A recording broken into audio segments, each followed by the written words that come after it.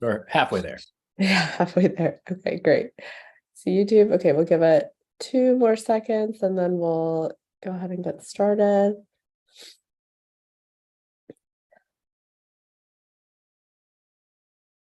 Hey, good evening, everyone. Welcome to our October monthly meeting. We have DOEE here with us today to kick off our info session portion. If anyone in the audience has questions, please add it into the Q&A or into the chat, or if you would like to come off of mute, you can raise your hand. What we'll do is we'll kick it over to commissioners first, and then if there are any community questions, we'll get to those as well. So Jamie, Amanda, if you want to go ahead and take it away. Thank you for joining us again tonight. Yeah, thank you. I'm just going to start my clock so I don't ramble on too long. But thank you for having us. I know this is your evenings and precious time, so we appreciate you guys giving us some time to talk a little bit about what we're doing at DOEE, the Department of Energy and Environment. I'm going to give a presentation on our Clean Energy DC plan, which really guides the district's energy vision and also our greenhouse gas and climate action plan. So it's mainly a policy plan, so I'm going to talk about that. You know, if there's other ways that other information that would be useful to the ANCs, whether it's for your constituents or if you want to get engaged in policy, please let us know, because we have a lot of new programs coming online with federal money and also existing programs that can benefit your constituents. And sometimes I'm not sure we're great at communicating that to you. So if you have any advice for us, we're also all ears on that. So I will share my screen here.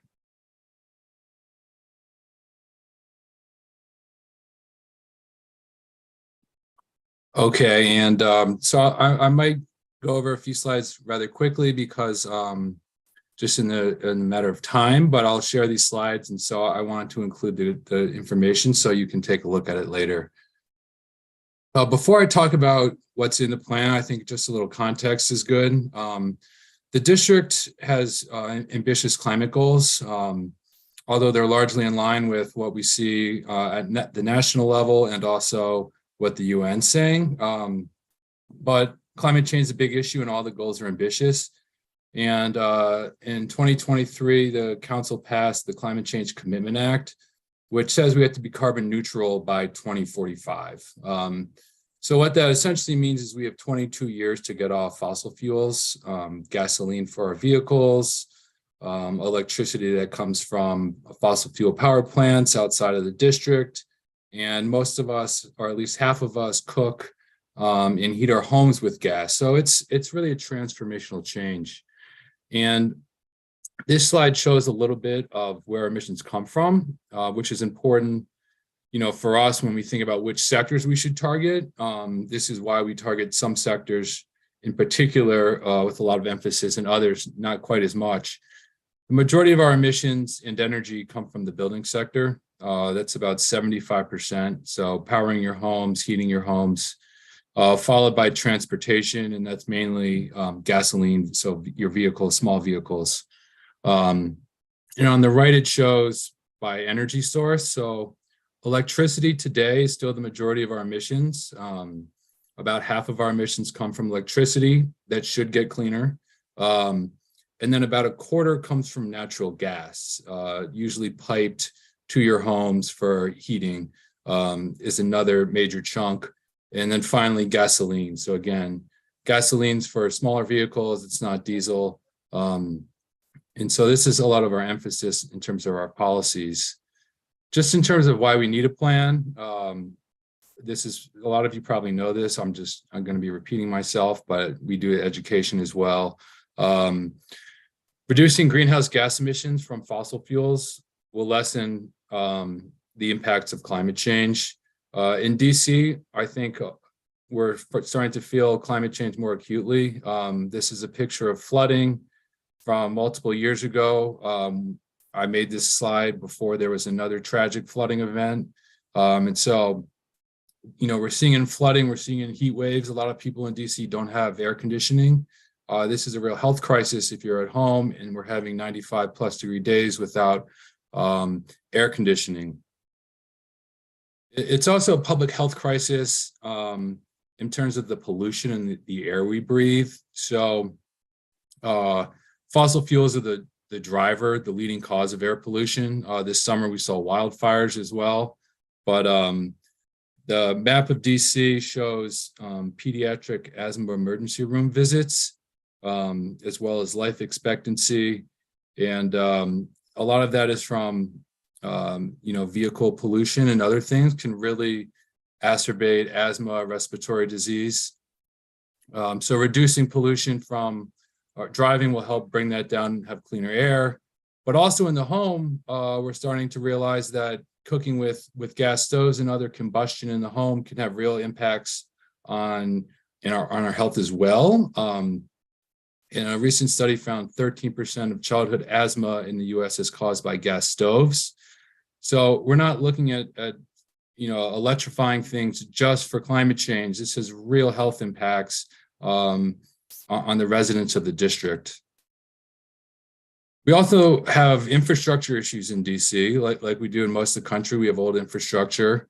So the map on the left shows gas leaks coming out of our underground pipe gas systems.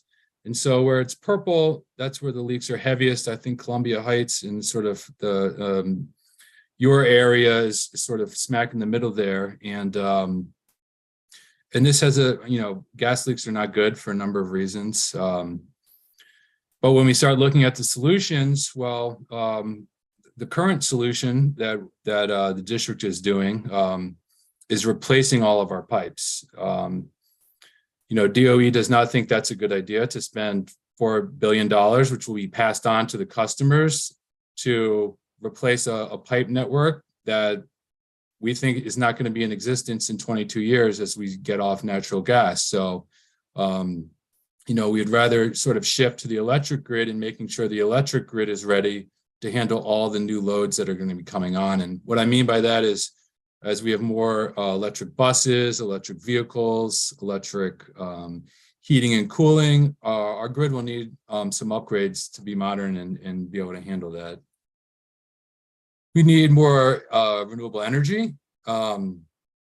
Renewable energy provides a number of benefits, but in DC, it can also save you a lot of money. So in the top, it shows a map of with the darker areas where we have solar for all subscribers. So these are low and middle income residents that can sign up for our program, and they usually save about $500 a year on their electricity bills. So it benefits them, it benefits the environment.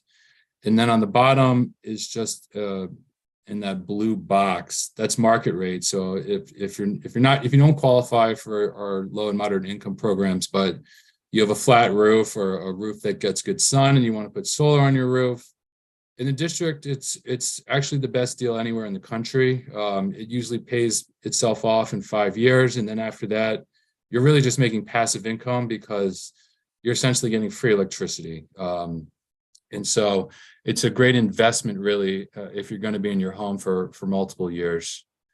And finally, we think this transition to green jobs or a green economy is going to bring a lot of jobs. We already have over 1,500 solar jobs in DC. Which 10 years ago, it was really small, so it's grown tremendously. We have a lot of energy efficiency jobs, people doing HVAC work and other things. And so as we continue this, there's just a tremendous opportunity for DC to be a leader in this area and get more local jobs for all of our residents, but also attract new industries. Okay, so getting to the, let me just check time here, cognizant of time. So this plan will help realize the vision. It's a 5-year plan, and we try to make it align with all the other plans in the city. There are a lot of them, we recognize that, and all the new laws that have been passed since 2018, when the last plan was adopted. And the last plan was actually very successful. A lot of that was turned into law. So we have a goal to have 100% renewable energy by 2032. A building energy performance standard will really drive down energy use at large buildings. And so has been an influential plan. Aside from reducing our emissions, these are sort of the other principles that we look at in making this plan. And I'm not going to go through all of them because I talked about all of them in my previous slide. So buildings, what does this actually look like? This is buildings and energy. And so we want to do three things. We want to use less energy. We want to switch everything that's currently using fossil fuels to electricity. And then we want to make sure that electricity comes from renewable energy. So the plan will put forth a set of policies that will help us do that. Policies, programs, incentives for residents. But a lot of people have no idea what I'm talking about. So I tried to illustrate this a little bit to show you. So, if stage one is reducing energy, that would be insulation, weatherizing your home. If step two is electrifying things, that means you would install heat pumps, which is essentially a central air conditioner that can do heating and cooling. And they're also more efficient. Better electric stoves. And then I move to the right side of this, which is more the grid side. We want to ensure that this is all powered by renewable energy. So when we import energy from out of state, it's from wind farms, it's from solar farms. We need to address the natural gas infrastructure, which we're trying to get away from. So that could mean geothermal. These are some of the solutions that we're looking at. I'm not going to go over these because I sort of just talked through them, but I'm going to include them for your reference when I send it around. So transportation, it's the same framework. We want to reduce energy use, electrify our vehicles, and make sure they're powered by renewable energy. So the best way to reduce energy use is just make the district more walkable, more bikeable. So improving our infrastructure, making sure there's safe ways to get around town. And then we want to look at our public transport, which is pivotal part of our clean energy plan. And so that means electrifying buses, which has the benefit of both addressing climate change, but also buses are a source of a lot of ground source pollution. So it cleans the air. But we also need to look at Metro and protecting Metro, which is obviously having a fiscal issues. And so, without that, I don't think it would be possible to meet any of our climate goals because it really just wouldn't be feasible. And then on the electrifying front, we still need cars. I own a car. We still have deliveries. We still need vehicles, but making sure they're electric. And that also means making sure the infrastructure is there. So rolling out charging infrastructure that's accessible to everyone, whether you live in a single family home with a driveway or you live in a multifamily home without parking, where you're going to charge your car. Are you going to charge it at a public place like a library? These are solutions that we need, and we need to ensure that residents have the resources to be able to afford this transition, to be able to afford charging. And so putting forward recommendations that would do that. And the final piece, which isn't in here, is looking at land use. Density, and particularly around transit, is really important. Those buildings are more efficient. They are closer to public transit. And so really taking a holistic view of this will be key for us. Again, I have sort of the main strategies in here, which I talked over, so I won't go through them. I'll talk a little bit about next steps. So if you're interested, a week from Friday, we have a workshop on building decarbonization and electrification.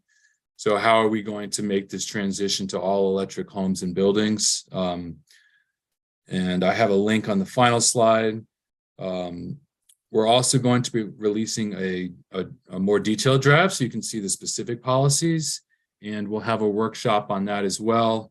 And then we'll solicit feedback through a survey and other means and publish something early in the next year.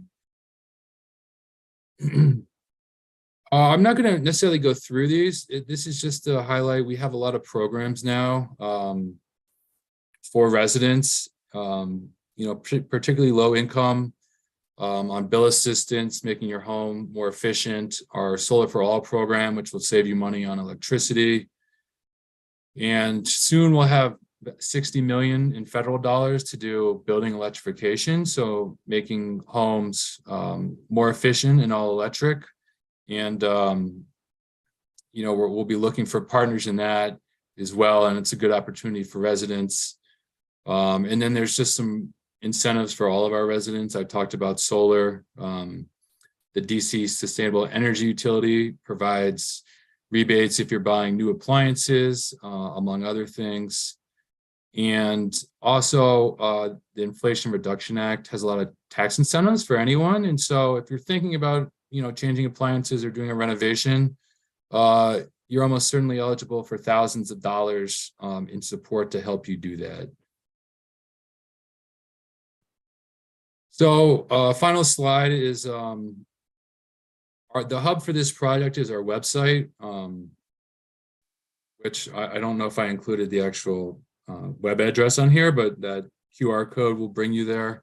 On the website, you can see what our progress is, look at our energy data, but you can also provide ideas. If you have specific policy ideas or even ideas for your community, you can let us know. You can sign up for our newsletter where we update on this project, but also all the other opportunities in the district around clean energy. And then finally, I mentioned our building electrification workshop, which you can register for that through the QR code. So with that, let me stop, and I'm happy to take any questions from the commissioners or the audience. Thank you. Commissioners, are there any questions? Commissioner Jones. Thank you. I've got 3 questions, but I promise they're all quick. My first question is, what's the roughly speaking, what's the current electricity mix? How much of that comes from renewables versus fossil versus nuclear?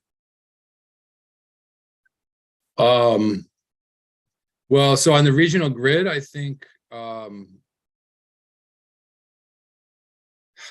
don't want to misspeak. I think it might be 40% carbon free. The majority of that would be nuclear. I think renewables is somewhere around 8%, and the majority is still fossil fuels. For our regional grid, now the district, we have a renewable portfolio standard where the electricity we buy, I think somewhere around 23% comes from renewable. Great. Yeah, that's a lot better than I feared. So thank you to you and your colleagues who have been working on that. I'll caveat it with most of this has been a market change. Natural gas has just become a lot cheaper than coal. And so the majority of our emissions can actually are actually just from the market switching to a cleaner fossil fuel. Great. My second question is, I recall seeing a news story about, actually, I think it was here in Washington, where someone was trying to build a new building with no natural gas hookups, and there was a lawsuit to try to force them to have natural gas hookups, even though the whole idea was, well, you're going to have induction stoves and no other natural gas powered heating or anything like that. Do you know anything about that? And is there anything that DOEE can do about that? I don't know. No, I can't say I do know about that. I know we do have all electric buildings in the district. I will say there's a fight at the codes boards. We're pushing for all electric building codes in the future. And I think even this week it was voted down. So there is a conflict there in terms of getting a policy that would ensure we have all electric buildings. Who do we write a letter to if we want to get all electric buildings? Well, this is the CCCB, which I can't actually tell you what that stands for. Something like the Construction Codes Board. Got it. It's a DC. They're the ones, and so they do the codes, and then so if it were to be changed to the codes, it would be changed through them. The other mechanism is through legislation. That would just say we need to do it. Thank you. And final question is, thanks for spending a moment on transportation as well. I was glad to see in your transportation slide, bus lanes and other less emissive transportation. I was a little frustrated to see that WMATA and DDOT have declined to turn on the cameras that would penalize drivers decline to start issuing tickets. The cameras are already installed and turned on for drivers who are blocking bus lanes and bus stops. And maybe wonder if you could characterize that's not your department. I'm not asking you to put that on, but could you characterize your cooperation with DDOT? Yeah.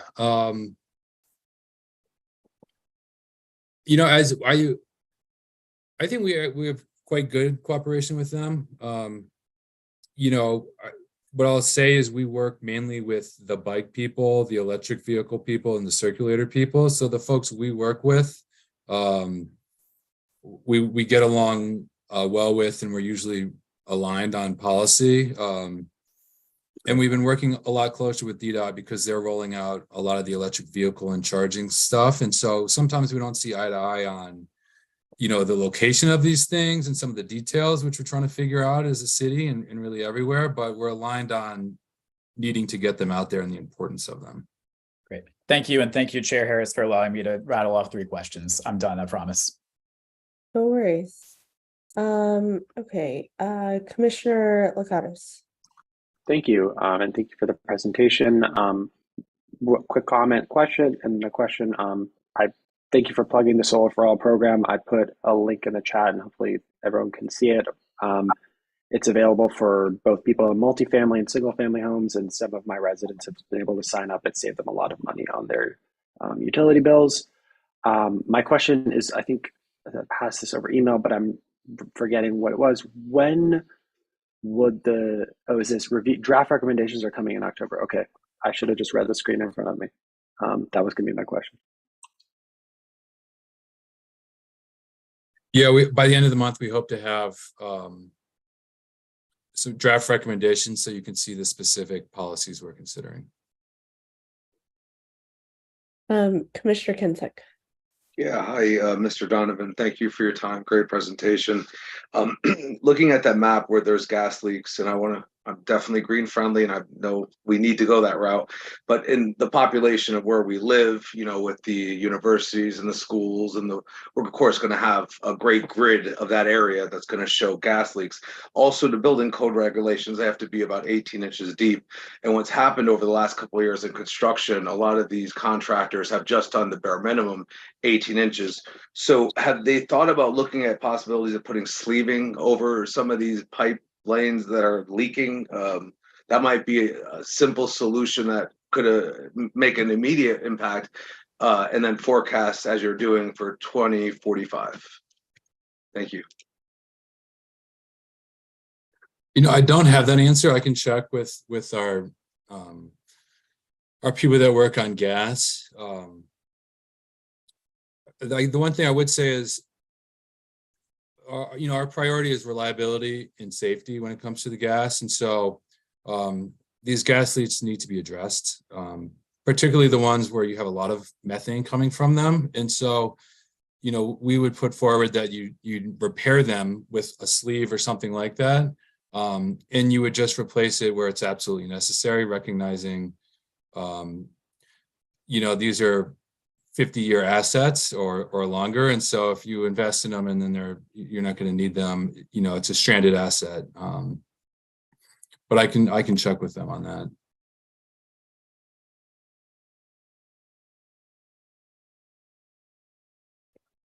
Great. And we have, excuse me, I'm also getting over a cold. So we have a couple community questions. Can we get an update on the legislation to help subsidize car chargers for multifamily and condos? I don't know if you all have an update on that. I don't have an update, but I can get it for you. So it's an update on the legislation for subsidizing car chargers at multifamily. Is that right? Yes.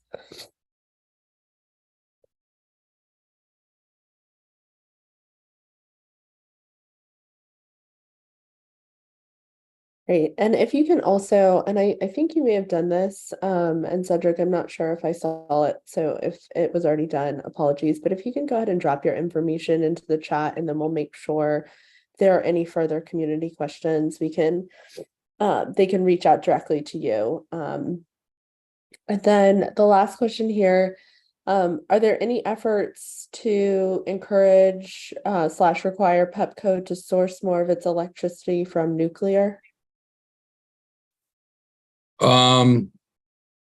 No. That's the short answer.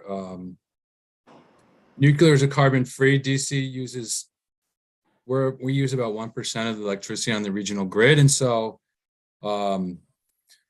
if we were to purchase nuclear, it wouldn't be new nuclear. We would just be purchasing it from an existing plant. And we try to make our energy purchases to bring on new renewable assets. And so we're haven't been involved in that. Not to say we're against it. It's just, we've been focused on renewable electricity. Yeah. Okay. Well, are there any other questions from the community or any other commissioner questions before we wrap up here?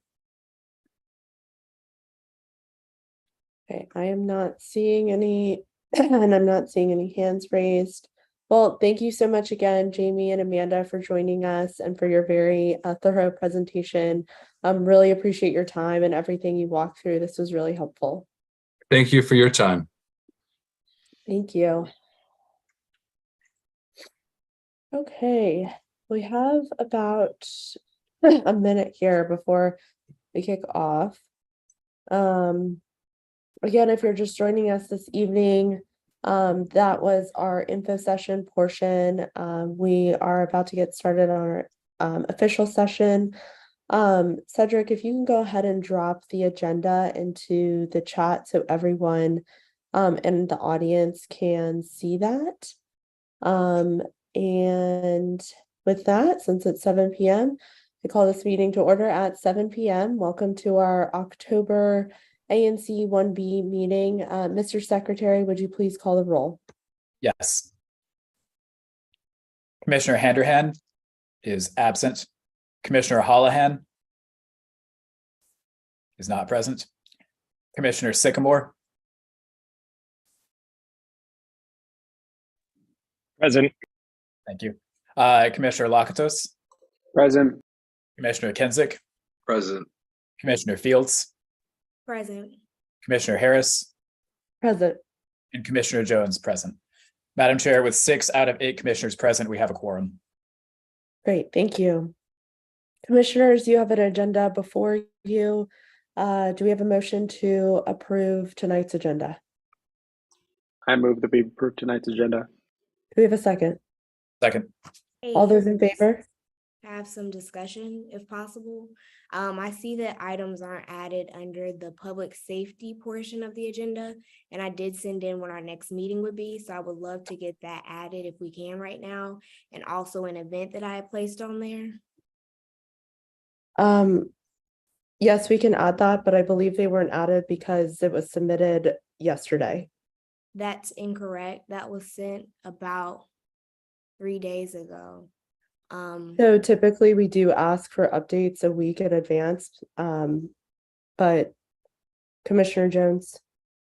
I move that we modify the proposed agenda to include in the public safety and community engagement section, one item for Howard University homecoming and announcement, and one item for a sponsorship that Commissioner Fields will discuss further. Do we have a second? Second. I'm unaware of the sponsorship. Oh, sorry. I apologize, Commissioner Fields, please. Yes, I'm sorry. I'll provide context just so we have it reflected. So we are going to be meeting on the Tuesday of every Okay, month. we don't need an update. We need what I are the understand. I'm items, going to and let you guys then- know when the next meeting is, which needs to be added to the agenda. So that next meeting will be on November 7th at 7 p.m. via Zoom. That's what needs to be added. And additionally, Howard University is going to make an announcement about revealing an affordable apartment. We'll discuss that at that time as well. Okay, That the modifications that Commissioner Fields just described be made to the agenda. do we have a second? Second, All those in favor? Opposed? Motion passes. Thank you. Commissioner Fields, please, and this is for all commissioners, please provide your updates a week in advance. We do try to submit the agenda so then our attendees have it in advance. I'm sure we've all received emails from constituents. This does make it incredibly difficult for Commissioner Jones, Cedric, and myself to get the agenda up. It is not a slight on anyone if we don't include your updates, but if we don't have them, we can't include them. So let's not make this a habit, please. Commissioners, we have a consent agenda. We have September's draft meeting minutes. Then we also have a 2-minute comment time for commissioners and community members. Do we have a motion to approve the consent agenda? I move that we approve the consent agenda. Do we have a second? Second. All those in favor? Opposed? Abstentions? Motion passes. Thank you. Reports and action items. Are there any financial report updates? We'll be voting on the Q4 FY23 financial report at the next meeting. Okay, thank you. Okay, public safety and community engagement, Commissioner Fields. All right. So give me 1 second. We also have Lieutenant Monahan here, if there are any updates from MPD. Yes. So thank you. I guess I'll start with that one first. We as commissioners met with Chief Pamela Smith on September 26th.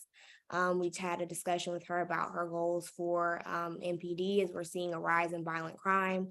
As you guys might know, as of today, we have 216 homicides. That's a 38% increase in crime. As you can hear, there's sirens in my background right now. I mean, they're always going constantly, especially in 1B. We're up 105% in motor thefts as well.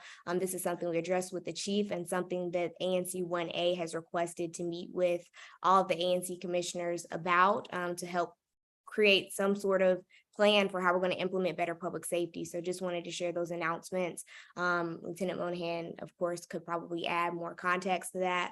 I'm looking for this update from Howard. They're going to be they've rescheduled the time that they're meeting to announce the affordable housing edition through their Amazon, their partnership with Amazon. So they're going to be doing an urban investment partnership. And so this will offer 80% of units for reserved for households at 60% of area median income. So this aligns with the Howard Forward 2024 strategic plan. This event will be announced to the community Monday, October 23rd at 10:30 a.m. I'll also put that in the chat for anybody who would like to attend. I believe it is via Zoom, but they have more updates on their website. We'll have another public safety meeting for all the ANC commissioners in November. So I'll be sending that email out as well soon. We'll send another invitation to Councilwoman Brooke Pinto to provide updates from the Judiciary Committee. We'll also take time to invite the Attorney General again, and we'll invite Pamela Smith again, and hope that she shows up to speak with us as commissioners. So those are all my updates. We'll have our next meeting November 7th at 7 p.m. That's going to be via Zoom. And thank you guys so much. So Lieutenant Monahan, I'll turn it over to you.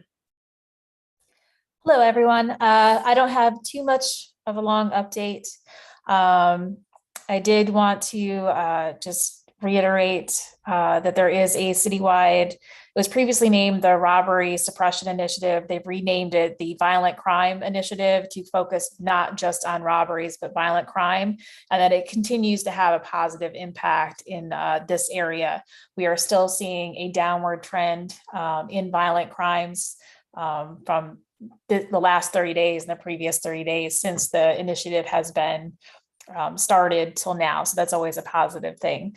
I don't have any significant issues to report. However, I did want to mention that we were able to get a crime camera installed at 9th and Westminster.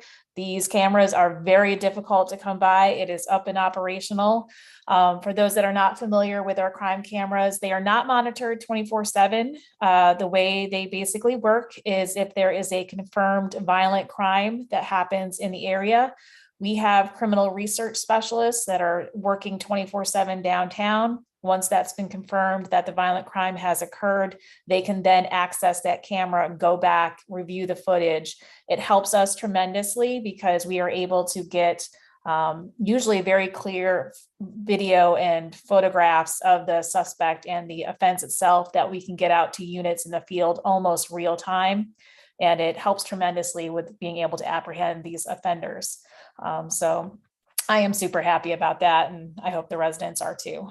And that's all that I have.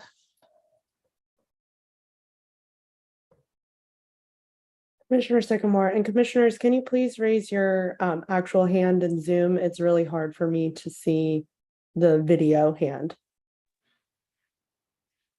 No problem. Thank you, oh my gosh, I just forgot your title. Lieutenant. Thank you, Lieutenant. I really appreciate it. I've been getting a lot of discussion from residents in that area, specifically at 9th and Westminster. So thank you so much for all of that. My quick question is, with these cameras, is it focused on a specific street? Is it more focused on 9th? Is it more focused on Westminster? Where is that actually focused, or is it like a reel around? So they're basically a 360-degree view. The light pole that it's installed in, I believe, is actually right there in the middle of the block at 9th and Westminster. So we should be able to see, I haven't seen for myself, I got to check with the CSR folks, but we should be able to see a significant part of the 1800 block of 9th Street, as well as the 900 block of Westminster. So.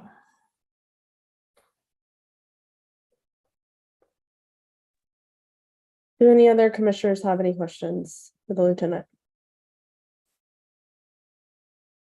Are there any community questions? I saw something. Someone wrote in and said, appreciate any feedback on measures for police street patrols in the area. Not seeing many police walking the street, only in cars.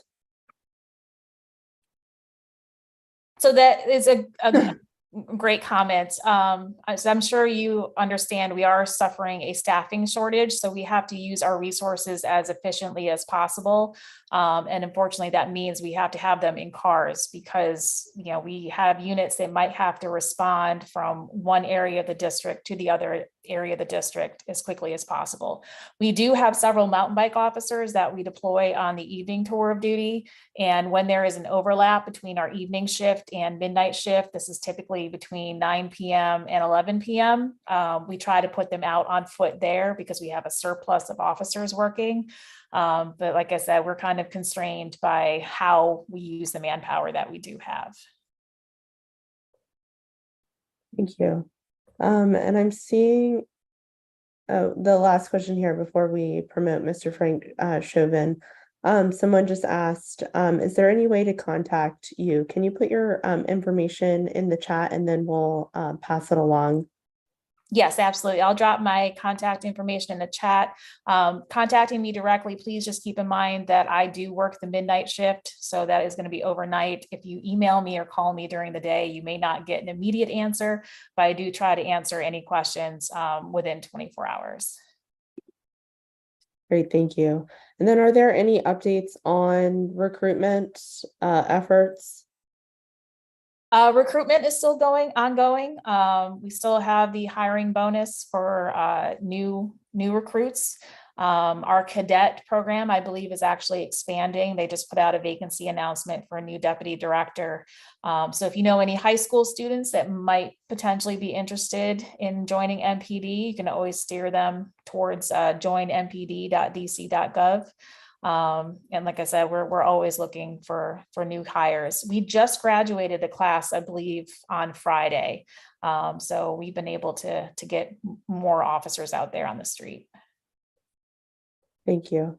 Okay, Cedric, can you I just go? have a really quick question. Okay, again, can you please, I just saw both of your hands. Please, if you raise your hand, then I can see it. It goes to my screen. It- So, Commissioner Sycamore and then Commissioner Fields.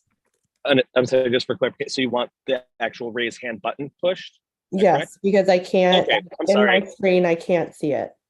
Wonderful. I'm sorry, I misunderstood.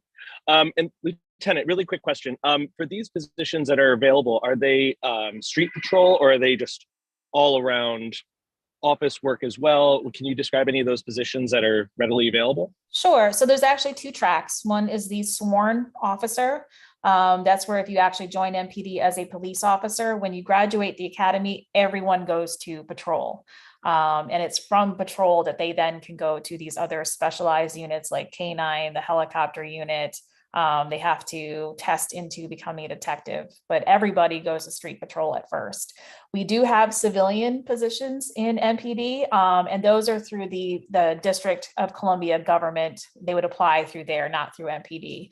But yes, we do have positions for civilians as well. And if you check the MPD DC website, mpdc.dc.gov, I do believe they list a lot of the current openings they may have. Great. Commissioner Fields. Yeah, thanks. I just saw a question in the chat. It was asking about having a member of the U Street Nightlife Task Force come to each of these calls. They said that they thought that was supposed to happen. So I was wondering if we can add that for next time or why we haven't. So that wasn't erased again. They were supposed to. I'm not seeing anyone on. I assumed, and maybe I assumed wrongly, but that Lieutenant Monahan could give some sort of update, but unless there's anyone from the U Street Task Force, they were aware that they're supposed to be here, but I can't force them. So they are aware they have time. Thank you so much for that. Cedric, can you go ahead and promote Mr. Frank Chauvin?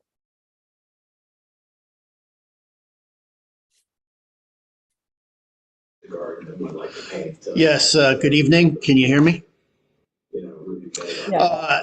Want to make a few points on crime. First, crimecards.dc.gov. Everybody here on this call probably familiar, but if you're not, crimecards.dc.gov.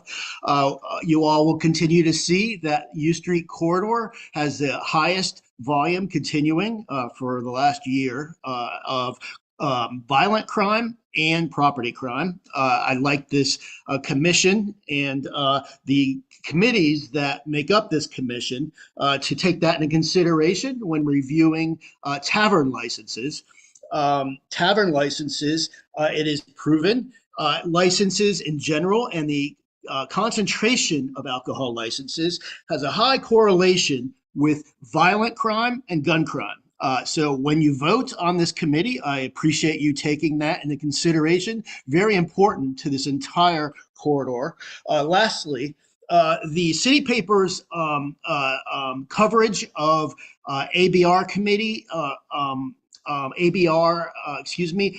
commission, ANC commission work on settlement agreements was really a hatchet job. And there's a note within that reporting, the Crew Lounge, which was complaining about the ANC process. That Crew Lounge, very lounge, was exactly the incident where there were 4 people shot in their lounge on 8th Street. So just FYI, a little further diminution. Need to make this point.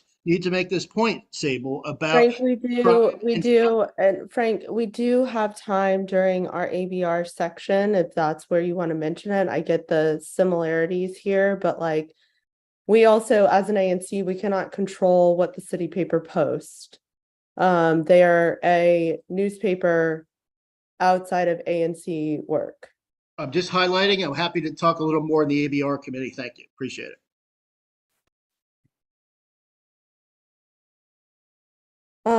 There is one other, Lieutenant Monahan, if you have a little bit more time, there's one other question in the chat. What is MPD doing to increase the ability to prosecute cases for Office of U.S. Attorney, OUSAO, is that right?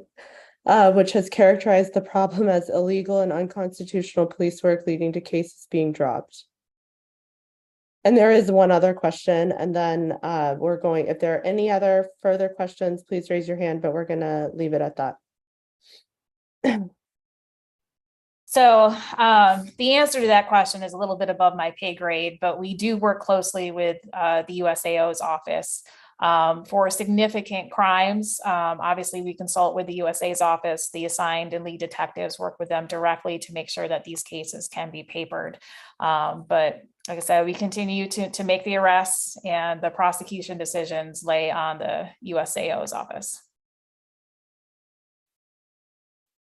Thank you. And then last one, does the new camera on 9th and Westminster cover the 9th and T intersection too? Is the camera quality good enough to cover that distance? Specifically, can it pick up license plates driving eastbound on T Street, crossing 9th Street? It would be so valuable if so. So like I said, I have not been able to see the actual footage yet. It's literally got installed last week, so I couldn't answer that specifically. I can tell you from other crime cameras that I've had to review the footage from, they are very high quality cameras. And they're usually very good at being able to pick up license plates and small details. As far as getting all the way to 9th and T, like I said, I'm not sure. I have to be able to see that for myself. Thank you. I believe that is it. Thank you so much for joining us tonight, Lieutenant Monahan. Appreciate your time. And we dropped your information into the chat. So if anyone has any further questions, I'm sure you can reach out directly to the lieutenant. Okay. Next, we do have Director Rivers here from Howard, I believe, giving a brief presentation on Howard Homecoming.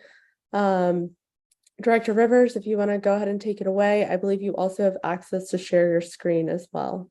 I do. I want to begin with Chairperson Harris. Thank you so much for allowing me to present to the actual commissioners. And of course, this evening, good day to all the commissioners as well. On behalf of Howard University, we are excited to provide you an update of our upcoming homecoming activities. We're less than 2 weeks out with the start of our activities, and my hope is to just give you a glimpse of the activities that are actually scheduled, talk a little bit about some of the programming maps, and then of course, if there's some questions or inquiries, it'd be my pleasure to provide that update as well. So I'm gonna go ahead and share my screen. And the key today is to really provide you some directives as we move forward. Our homecoming is actually scheduled for starting next in about 2 weeks, Sunday, October the 15th, and we actually go for another week, which means that we'll end on Sunday, October the 22nd. For brevity, I'm actually going to look to providing you some updates of some of the weekend activities, which kind of sort of impact the community significantly, but also provide wonderful opportunities. Director Rivers, I'm so Yeah. sorry. Could you potentially zoom in? I think it might be difficult for some of us to. Sure, we can definitely make that happen. I'm sorry. If you just go up to bottom right. view, or yeah, bottom right too. Bottom right, there's a percentage Oh yeah, bar. there we go. Yep, you got it. Lower, yeah. Thank Yeah. you. Yep. Oh, that way. Yes. Thank Yeah, you. how about That's that? great. That's great. Thank you. I think everybody can see that. So what I'm gonna do is I'm gonna focus on the weekend activities. We have the Yard Fest on Friday. We have a step show. We have another Yard Fest on Saturday, along with the parade, Yard Fest, football game, tailgate, and some other activities. So let me begin with Friday. Friday is a very unique day because that is actually the day that we have this free open concert. It's open to the public, not only our faculty, staff, and students, but also our community as well. And this is a free concert, no admission is required, but it's a wonderful day to come onto the campus and really get involved in a significant number of activities that day. Being an outdoor concert, we also have quite a few vendors, both what we consider food, non-food vendors, but it's a very festive and exciting day to be on our campus from that standpoint. We'll start at noon. And beginning at noon, we have a performance stage that will actually begin performances at noon, and then we'll end at 6. In terms of our performances, it's a very unique or a 3-stage performance. For about 2 hours, we've had auditions for local and student talent that'll be performed for about 2 hours, which is about noon to 2. And then 2 to 4, we have what we call B artists. These are artists that our students have selected, interested in hearing them on campus. And then are also artists who are up and coming, and a wonderful opportunity for them to get exposed to an extremely large group and get their sound out amongst individuals. And then from 4 to 6, this is the exciting piece. This is the piece where our kind of A artists, no, we're not gonna have Beyonce, no, we're not gonna have some of those artists, but we're still gonna have some exciting people that I think many of you may be listening to, but don't wanna tell us about it. And they're really artists that our students have selected again, but also it is part of the festivities and bringing activities like this to our campus in that regard. Then we'll move into Friday night. Friday night is what we call the Greek Step Show, and that is located in Bird Gym. If you've never seen an experience like this, these are what we call the Divine 9 fraternities and sororities, representing our Black fraternities and sororities that are nationally and internationally known. And it's a competition. It's almost like a synchronized stepping competition that is always unbelievable to watch. And so if there's any members of the commissioners that would love to actually attend, let me know. We'd be more than happy to allow you to be our guest for this event. Doors open at 7. And then of course, we begin the program at 8. And it's about a 2-hour experience. So hopefully some of you may be interested in partaking in that. We're also going to have an alumni welcome reception, which is being coordinated by our Alumni Relations Office. And then we'll start off and end that day.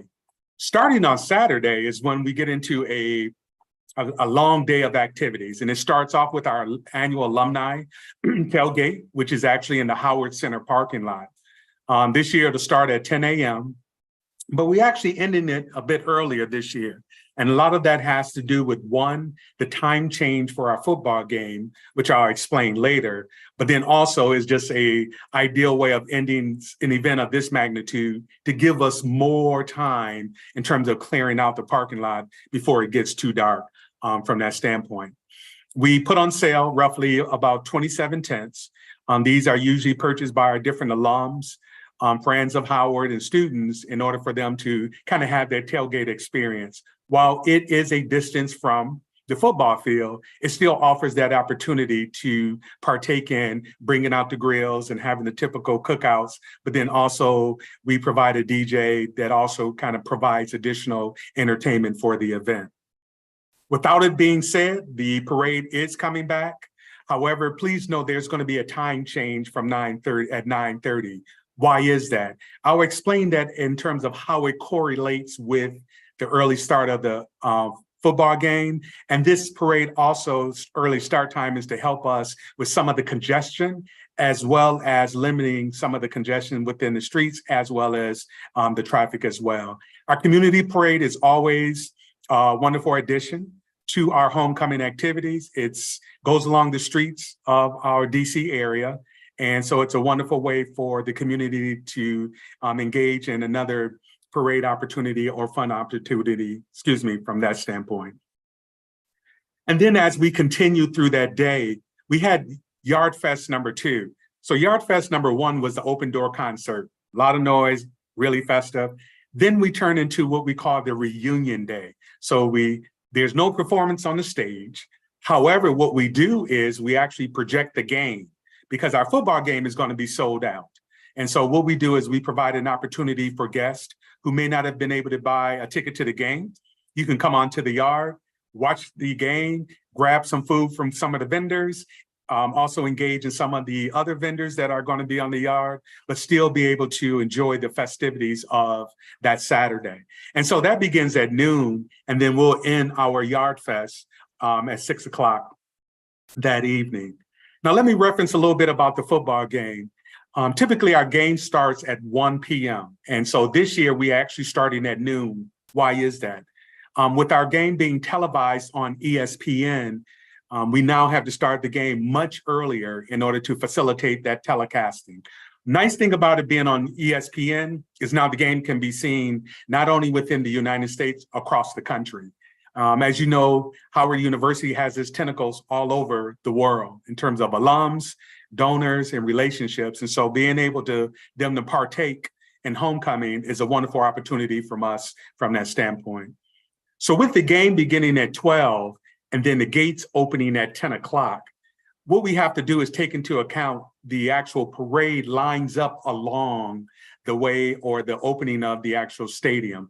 So what we've done is had to move the parade about a half an hour earlier, such that we anticipate the crowd coming into the game about 10:45, 11 o'clock. What that does is that by the time that crowd becomes more heavier to enter the game, the actual elements of the parade have passed that area and now is just proceeding through the parade route from that standpoint. One of the things, of course, we wanted to be inclusive of all our events, but what we did is found some timetables that really help facilitate and maintaining the integrity of our programming for that entire day.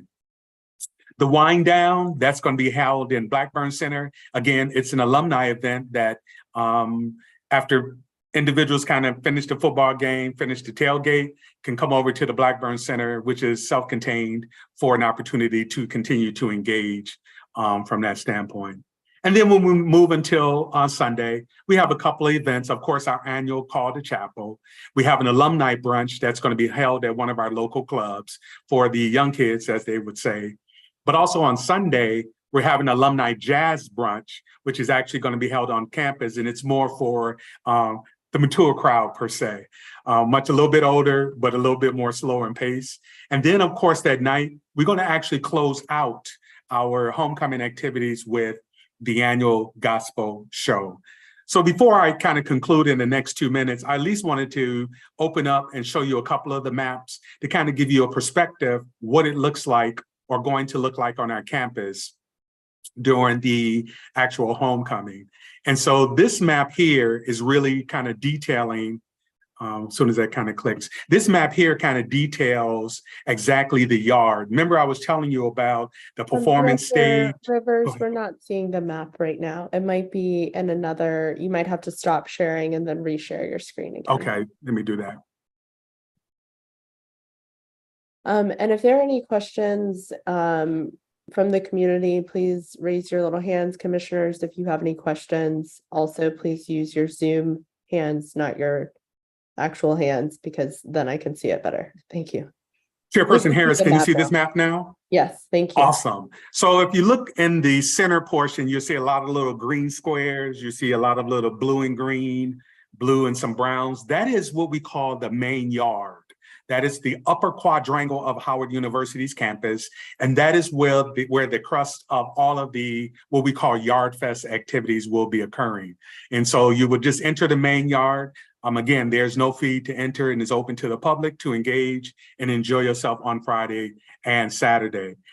We talked a little bit about the fact that in terms of the football game, I'm going to move down, as this is the location, of course, on Green Stadium for our football game. We'll also have some food tents and non-food tents on that area as well. But the key is during that weekend, there's going to be a significant number of people and connectivity that's going to be happening on our campus from that standpoint. The number 3, I'm hoping you'll be able to see this. This one, pretty much the same. I'm going to close that and I'm going to try to open, give me one moment, number 2. I think number 2 is the parade route. Can everyone see this parade route? Yes. Great. So this is just giving you an idea of the parade route from where I spoke about earlier in terms of the parade.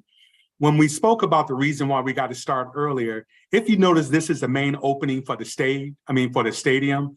And so usually all of the elements kind of line up this way in preparation to take the actual route for the parade. And so the key is by starting a half an hour earlier, it allows us to get this movement out of this area and then getting them onto the main route for the parade as well. And so we're looking forward, as I indicated, the opportunity to provide our parade to that point. And then the other piece, of course, we were talking about the actual tailgate. That's going to happen here in this little green space where it says Howard Center parking lot. That is our tailgate area. That is going to begin at 10. And we again conclude at 4 o'clock in terms of preparing and exiting people off in terms, by, definitely 6, 7 o'clock at the latest. So let me stop sharing and take the time to answer any questions or concerns or just comments. I'd be more than happy to address them in the shorter time that I have left. Commissioner Fields. Yes, thank you. Hi, Mr. Rivers. So nice to see you. I'm a Howard alum, so I'm really excited about homecoming. I guess a homecoming. Yes, and we've had Kanye West, we've had big artists. So yes, we have, and we have some big ones coming. We just can't say right now, but I think one of them is going to surprise a lot of people. That'll be great. I wanted to ask a question about if the university has considered any additional parking lots, because we know that there's going to be a lot of traffic on campus, and how you guys also sort of plan to direct the traffic flow. Mm-hmm. So that's something we've been talking about and working to see what we're going to do to help cool the heat of cool, yes, yeah. Exactly. We actually working with HUPD in our Office of Parking. We are going to have several parking lots available for individuals to park. From that standpoint, we're also strongly encouraging attendees to kind of use public transportation, or if you're in close proximity of our community, definitely you want to walk. So prime example of a couple of things. One, we're asking individuals to at least try to Uber or Lyft close to the location of campus. That helps relieve some of the actual parking. We're asking guests to consider taking bikes. As you know, we have several bike racks, bike shares have been placed on our campus, near our campus. Definitely the scooters are always a plus. So we're encouraging that, and you'll be seeing some communication being added to our website. And then, of course, we're asking the public transportation piece. What do we mean by that? As you know, we have the Howard Shaw Metro stop, which is roughly about maybe 3 city blocks, nice gentle walk to campus. But Howard University also has a shuttle service. Not only for our students, but our faculty and staff. But on homecoming weekend, that Friday and Saturday, guests who are actually coming to the Art Fest will be able to ride the shuttle with no problem. Just all they have to do is indicate that they're coming to campus, and then they'll be dropped off close to campus, which is typically at the Howard Place and Howard Place and Georgia Avenue, and Fairmount and Georgia Avenue. The shuttle, due to the capacity and the closures on main campus, we're asking for the shuttles to just do what they call kind of pass by and drop off.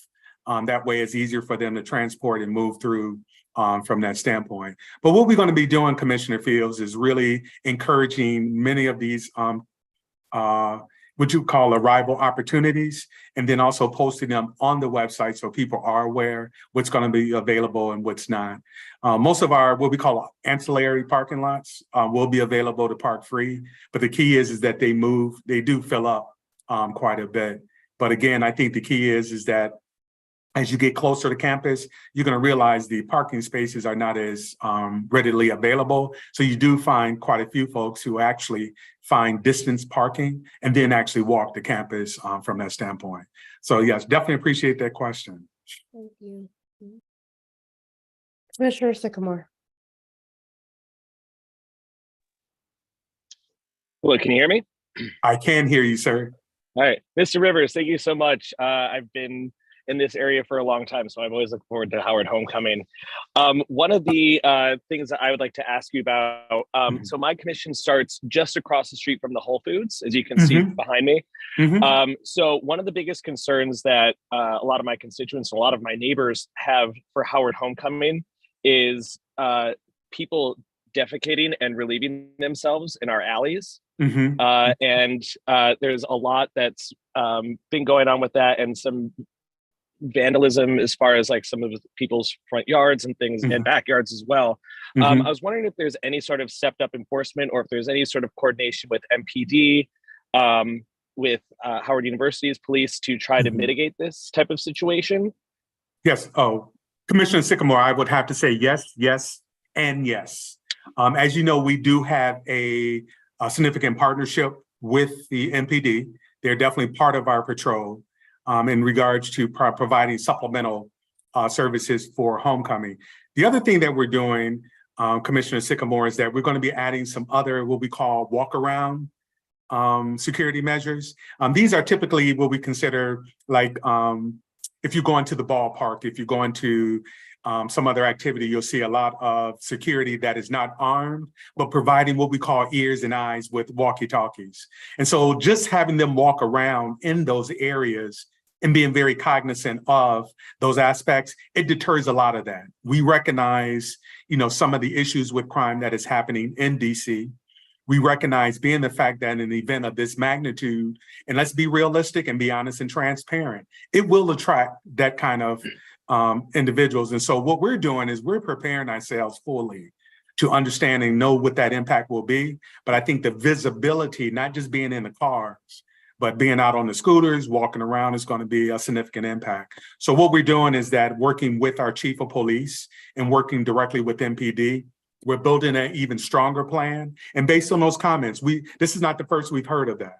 And so what we want to do is be able to show we hear you, we understand, and we're going to make sure to do our best to avoid some of that from that standpoint. And a quick follow-up on that. Yeah. I've had a couple of people approach me and say, I think I'm just going to confront these people while they're doing that. My question is coming straight from you, the horse's mouth. I would love to hear what your recommendation is for the neighbors in this area, what to do. Well, one of the things that I would do, I'm just going to be personal and frank. I'm not the type of confrontational because I don't know the reaction of that person. And I don't know how that person is functioning or thinking. Let's be realistic. You got to be very careful in this day and time. What I would hope they would do is actually, we will have certain what we call phone numbers that's available for non-emergency circumstances that they can call. And our hope is that they'll be in an area where we have some of our patrol walking, and don't hesitate. If they see one of our officers or part of our security team, let them identify that to that person, and I guarantee it, they'll go over, investigate it, and report it accordingly. What we need is as many eyes as possible. But in terms of confrontation, I'm just really hesitant, Commissioner Sycamore. You just never know. But I think if that person can find or be able to identify a security measure, we will definitely make sure we have attention from that standpoint. I think the key is really saturating. I think there's never, as the saying goes, there's never enough security. I'd rather have more than is needed. And visibility is going to be a key, because what that does, that actually deters some of that.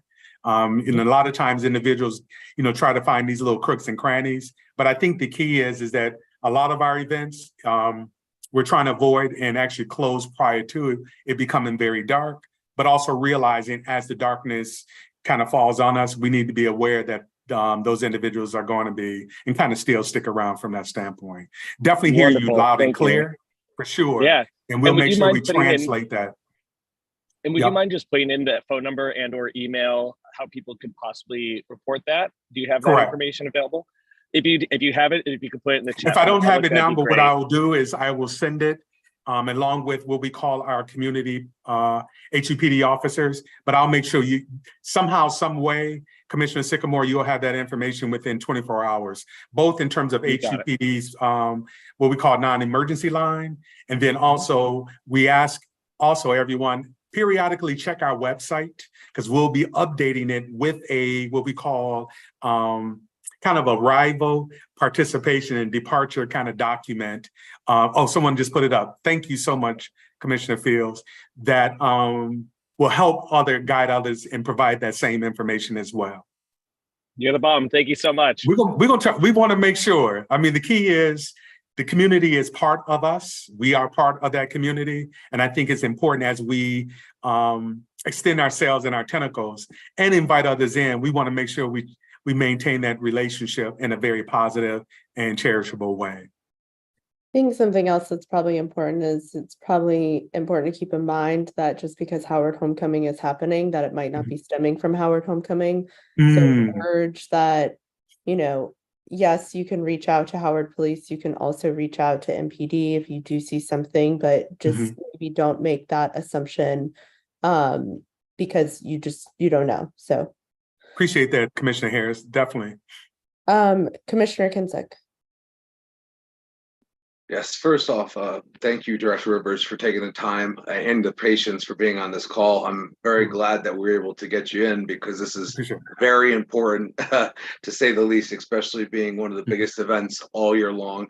I'm really excited and looking forward to it. I just want to echo what you said about the transportation-wise with the new, which I'm sure everyone's been talking about, seeing the new roundabout that we have going on at the service center. If people are going to be driving in, just expect to be in a line all the way back until 18th Street behind me for hours, because that new roundabout and everything else is going to be holding you up. So to Mr. Director Rivers' point, I just really would, encourage people to try to get there by Uber, Lyft, mass transit, walking, all that good stuff. And last thing, I will be at that jazz event because I'm getting at that old age. So I appreciate you. Thank you. Good deal. Good deal.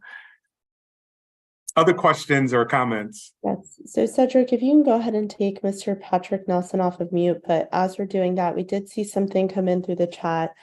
It says, apologies for the criminal characterization of Howard alums and guests by my commissioner. Is Howard considering positive actions like increasing bathroom facilities, access, additional portable facilities, or making Howard facilities advertised to attendees? So in terms of we tend, actually for our event, we recognize there is a significant impact or additional individuals. So actually in the tailgate area at the Howard Center parking lot, we actually install a dozen porta-johns specifically for the guests located in that area. And so that's why we hope that deters from some of the things that Commissioner Sycamore brought up. On terms of the main campus, in terms of the yard, we have a couple of our buildings around the yard that's going to be open and available, but we're also installing 2 very nice restroom trailers that will help facilitate and add to opportunities for those individuals to use the restroom from them. Thank you. Thank you. Sure. Yeah, I think it, like I mentioned, and I'll just reiterate, just because Howard Homecoming is happening, it doesn't mean the things that may go on close to Howard Homecoming have anything to do with Howard Homecoming, with the students, alums, anything. So let's not make assumptions, especially from an incredible institution and community member with Howard. Appreciate that, Chairperson Harris.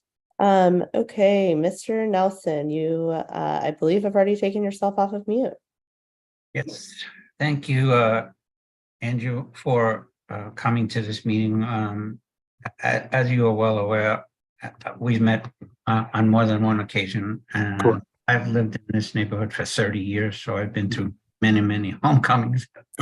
My question is whether or not you have, once again this year, addressed the issue of which streets are going to be closed for cross traffic onto Georgia Avenue. The attention to detail of certain alleys, i.e. specifically the alley behind Euclid and Fairmont. Residents that always have complaints about homecoming and people parking in the alley. Previous times we've had the police block off the street at Sherman, let anyone up Sherman. My understanding is that will happen again, but I want to make sure that that alley, specifically that alley, is attended to, because people seem to think that that's a parking lot.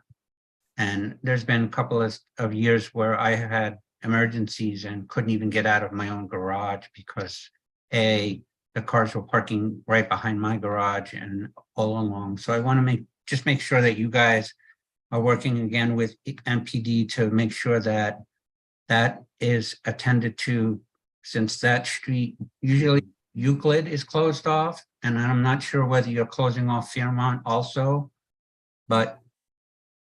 Yeah, so what actually happens in terms of the closures, when we're doing the parade, Georgia Avenue is usually the significant street that's actually closed. When we say public-wise, when we start looking at those streets. Once the parade has passed, Georgia Avenue is open, so we're not permitted or allowed us to go into the community and close streets other than 8th Street due to the Howard Center parking lot being used for the actual tailgate. I do want to let you know, Mr. Nelson, just like last year, you brought it to my attention. I think what we have done has been looking at our notes from the previous year in terms of some of our improvement pieces. And I think the key is that while we may emphasize and try to kind of place a certain emphasis on MPD to take into account those areas, Howard University is not able to patrol the public streets. That's the tough part. But what we can do and what we will be doing is using some of our officers to kind of walk those streets as well, just to make sure, those citizens are, still maintaining and be able to move forward in what they're doing every day. The tough part, Mr. Nelson, is after the parade kind of proceeds, when we then open up Georgia Avenue, it becomes a little difficult to understand exactly what areas that we need to monitor. But I would have to say that I know that the chief of police has taken into account some of those major impacts that are happening because they are really connected to or closer to the proximity of the university. And so please don't hesitate, to reach out to us if you're having an issue. But I know that we'll be looking into that not only on Friday, but you'll probably see officers walking around on Saturday too. We are in conjunction with MPD. They are definitely going to be a very strong support services for us. So when you look at our police force, we do have a strong force, but not to the capacity where we can maintain any and every security measure for homecoming. And so we partner with MPD. We partner with 2 other, what we call non-gun carrying services that help us to actually keep things, in a perspective and being on site. If you've ever been on our campus recently, you probably see a lot of what we call foot patrol that's actually occurring, and it's very significant. Some of that has to just do with some of the safety issues that are coming about or have been around in our community. And we're just making sure we're keeping everyone safe that's going to be visiting us as well. Okay, I appreciate it. Just wanted to bring. Of course. Thank you. Thank you. Well, I am not seeing any more questions in the chat or from commissioners, but thank you so much for joining us, Director Rivers. Really appreciate your timing and us walking through kind of what's happening. Obviously a very exciting time. It is. Chairperson Harris, if I may just kind of close with this, and I know somebody's probably thinking, and it may have been on your mind, we are all concerned and definitely praying for Morgan State University. That was a very unfortunate incident in that regard.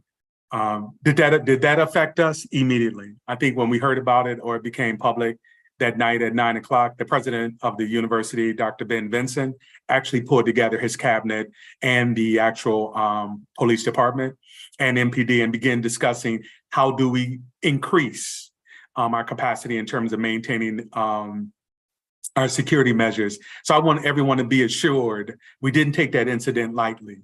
When you think about DC, you think about it's such a, this is a wonderful city, but there are individuals that kind of want to try to bring a blemish in. And so our approach is that you're not going to mess up our homecoming in that regard. And so I just want you all to be aware that not only are we concerned, it has been brought to our attention, but we're looking in every which way we can to avoid a situation like that on the campus of Howard University. So again, I thank you very much for your time and patience.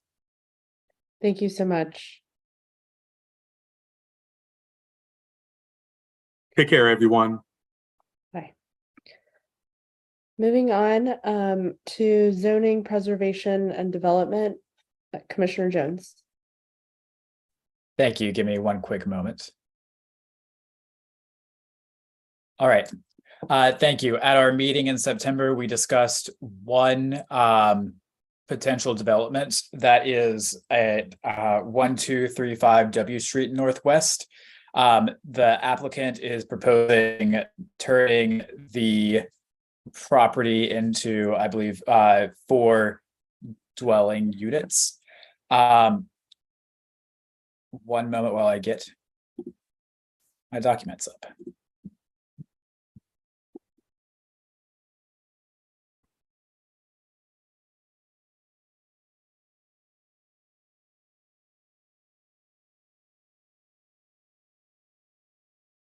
All right, share my screen.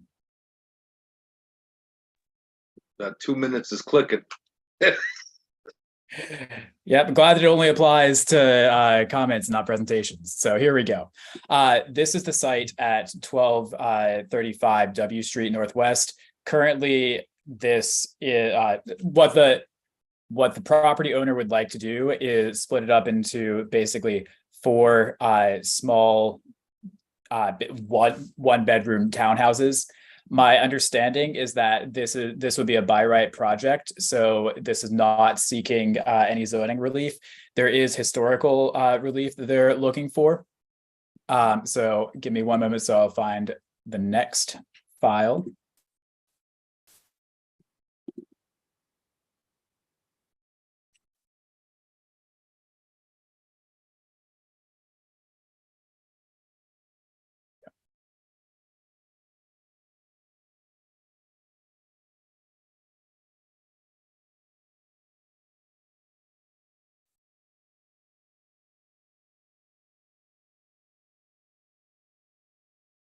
All right. This is what it will look like. In general, the committee, the ZBD committee found that there were no significant concerns with the compatibility of this site with the historic preservation district that's located in.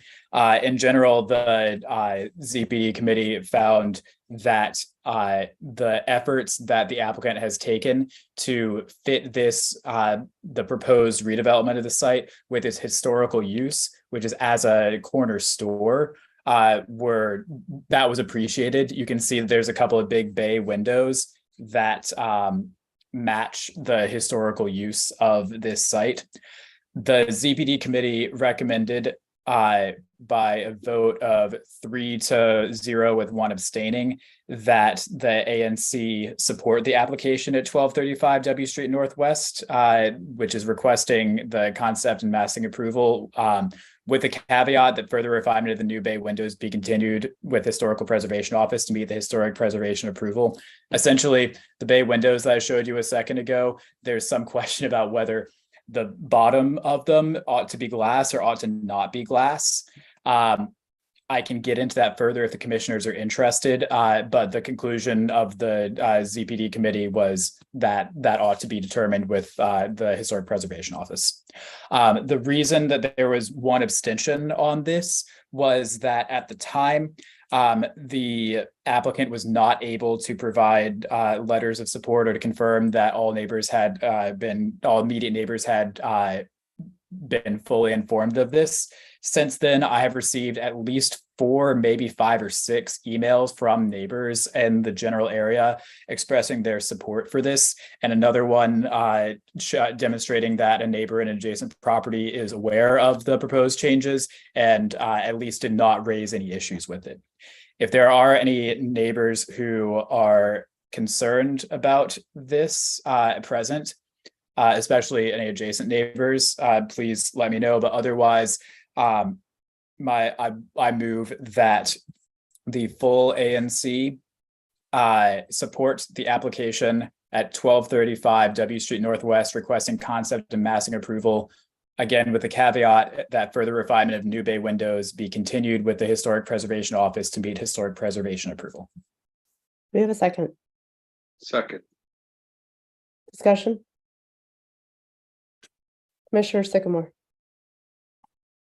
I just want to. 1 second, Commissioner Jones, can you put a 2-minute timer up, please? Thank you. So I just want to throw a quick second on everything that Commissioner Jones has said. I've heard nothing except support about this. I talked to a couple neighbors. Nobody seems to have an opposition to it. So I encourage everyone to vote this up. Thank you so much.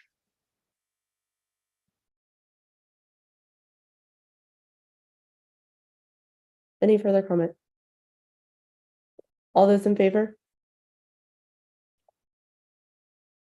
Opposed? Abstentions? Motion passes. Thank you. That is the only item for voting on the agenda today for ZPD. As usual, if you're interested in joining the Zoning Preservation and Development Committee of ANC 1B as a community member, please email me. My email is 1b09@anc.dc.gov. I'll have that put in the chat in a moment.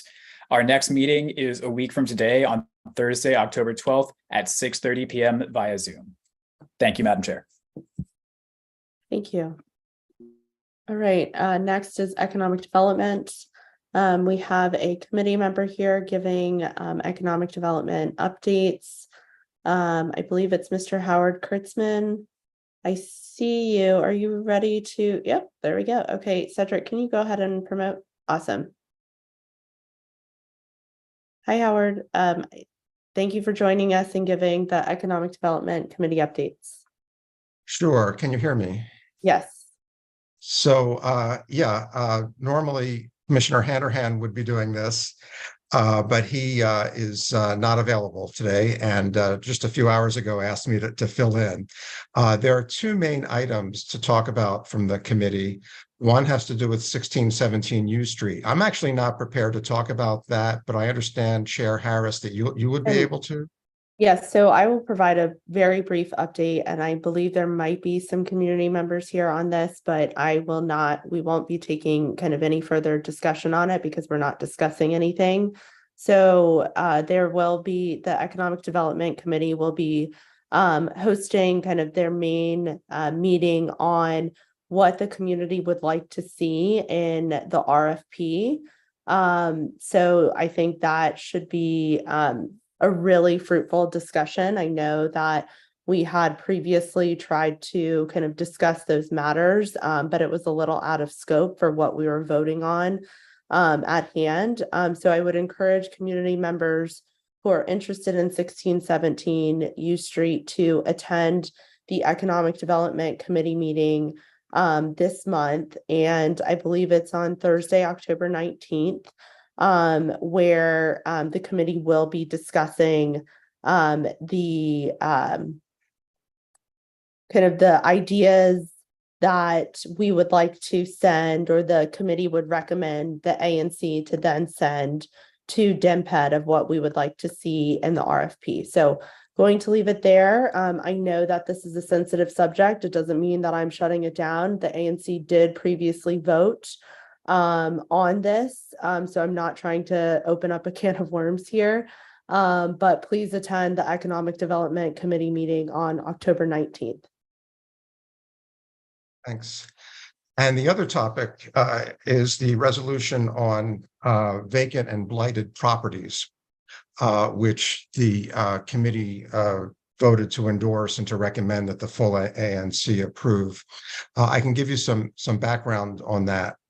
Earlier in the summer, ANC, or the spring, I think, ANC 1A passed its own resolution on this topic, and came to our ANC, and I believe other ANCs as well, to seek either endorsement by those ANCs of their resolution, or to develop our own resolutions that communicate similar messages.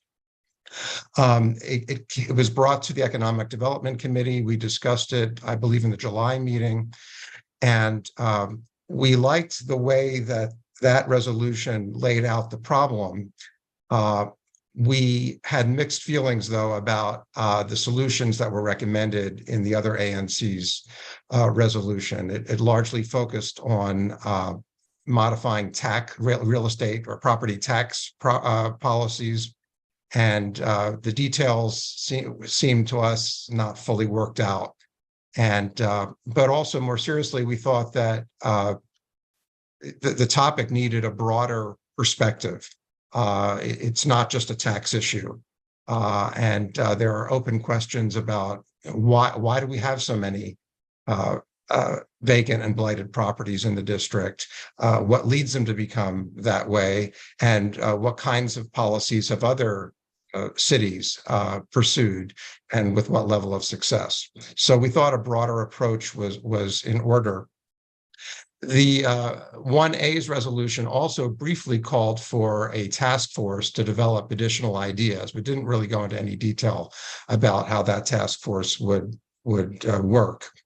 But we took that idea and developed it into this resolution for 1B.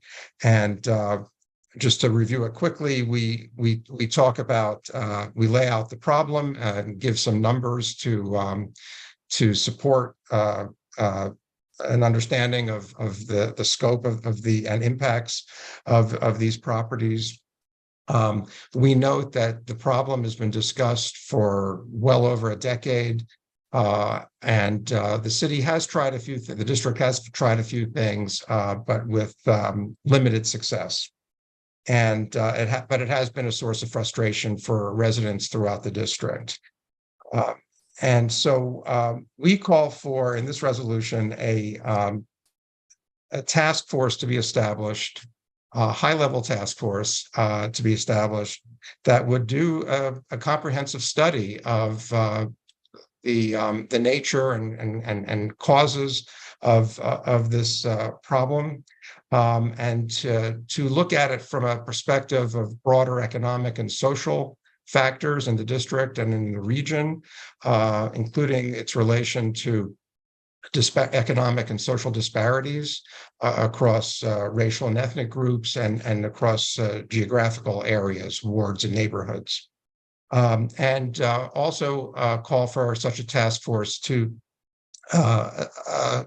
assess and make recommendations regarding updated or new policies and programs that the district can pursue.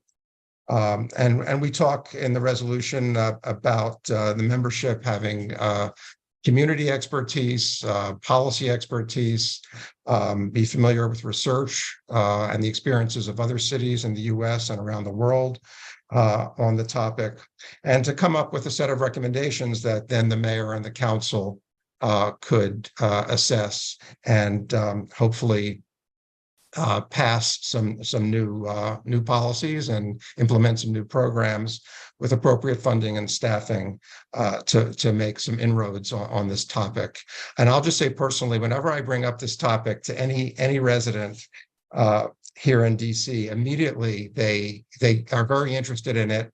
And everybody has a story about a vacant or blighted property in their neighborhood and how it's negatively affected life in the neighborhood. So I think this is something of great concern, and it has been for a long time throughout the District of Columbia. I'm happy to take any questions.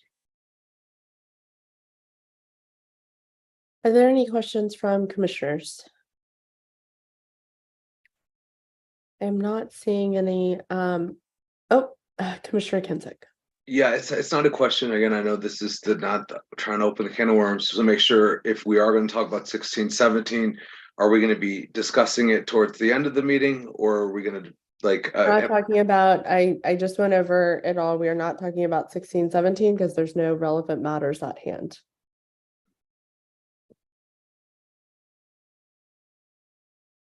Commissioner Fields. Yeah, so I just wondered, can we repeat the date and time of the meeting so that everyone could be clear on it that's on the call? It's just going to be on October 19th at 6:30 p.m. and it's going to be a hybrid meeting. So part of it is going to happen at the 3DCAC site, which is at 1617 U Street. And then they'll also be on the Zoom link that is on the ANC website where you can register for the upcoming meetings for different committees to meet. But I just wanted to make that clear for everyone. Yeah, that I wasn't aware that it was a hybrid, so I think we need to confirm with Commissioner Handerhan, who is the chair of that, and we can kind of confirm with the community as to the matter as to when that's happening. And again, we already voted on this. Unless there is a motion to rescind that vote, we already voted on a resolution for 1617 with what is at stake with the zoning commission. Now, this meeting for the Economic Development Committee is to talk about what people would like to see in the RFP and the letter that we can send to DMPED for that. Right. Also just want to clarify that because the zoning commission kicked it back. And so now they're asking for more community input. So yes, and the zoning commission hearing is not until November 20th. So we are already we are more than a month out. Yep. Commissioner Kinsick, if this is on 1617, let's make it quick. I'll take my time I need. Thank you. I would say again about can you go ahead and put a timer up, please? 1617.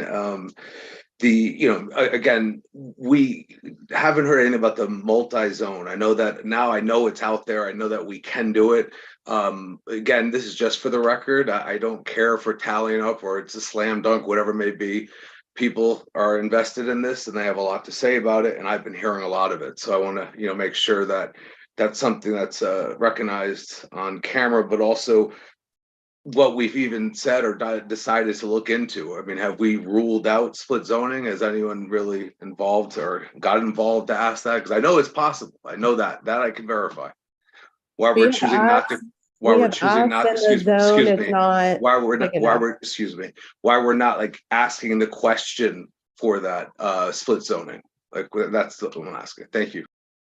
We have asked, and the area is not large enough to cover that.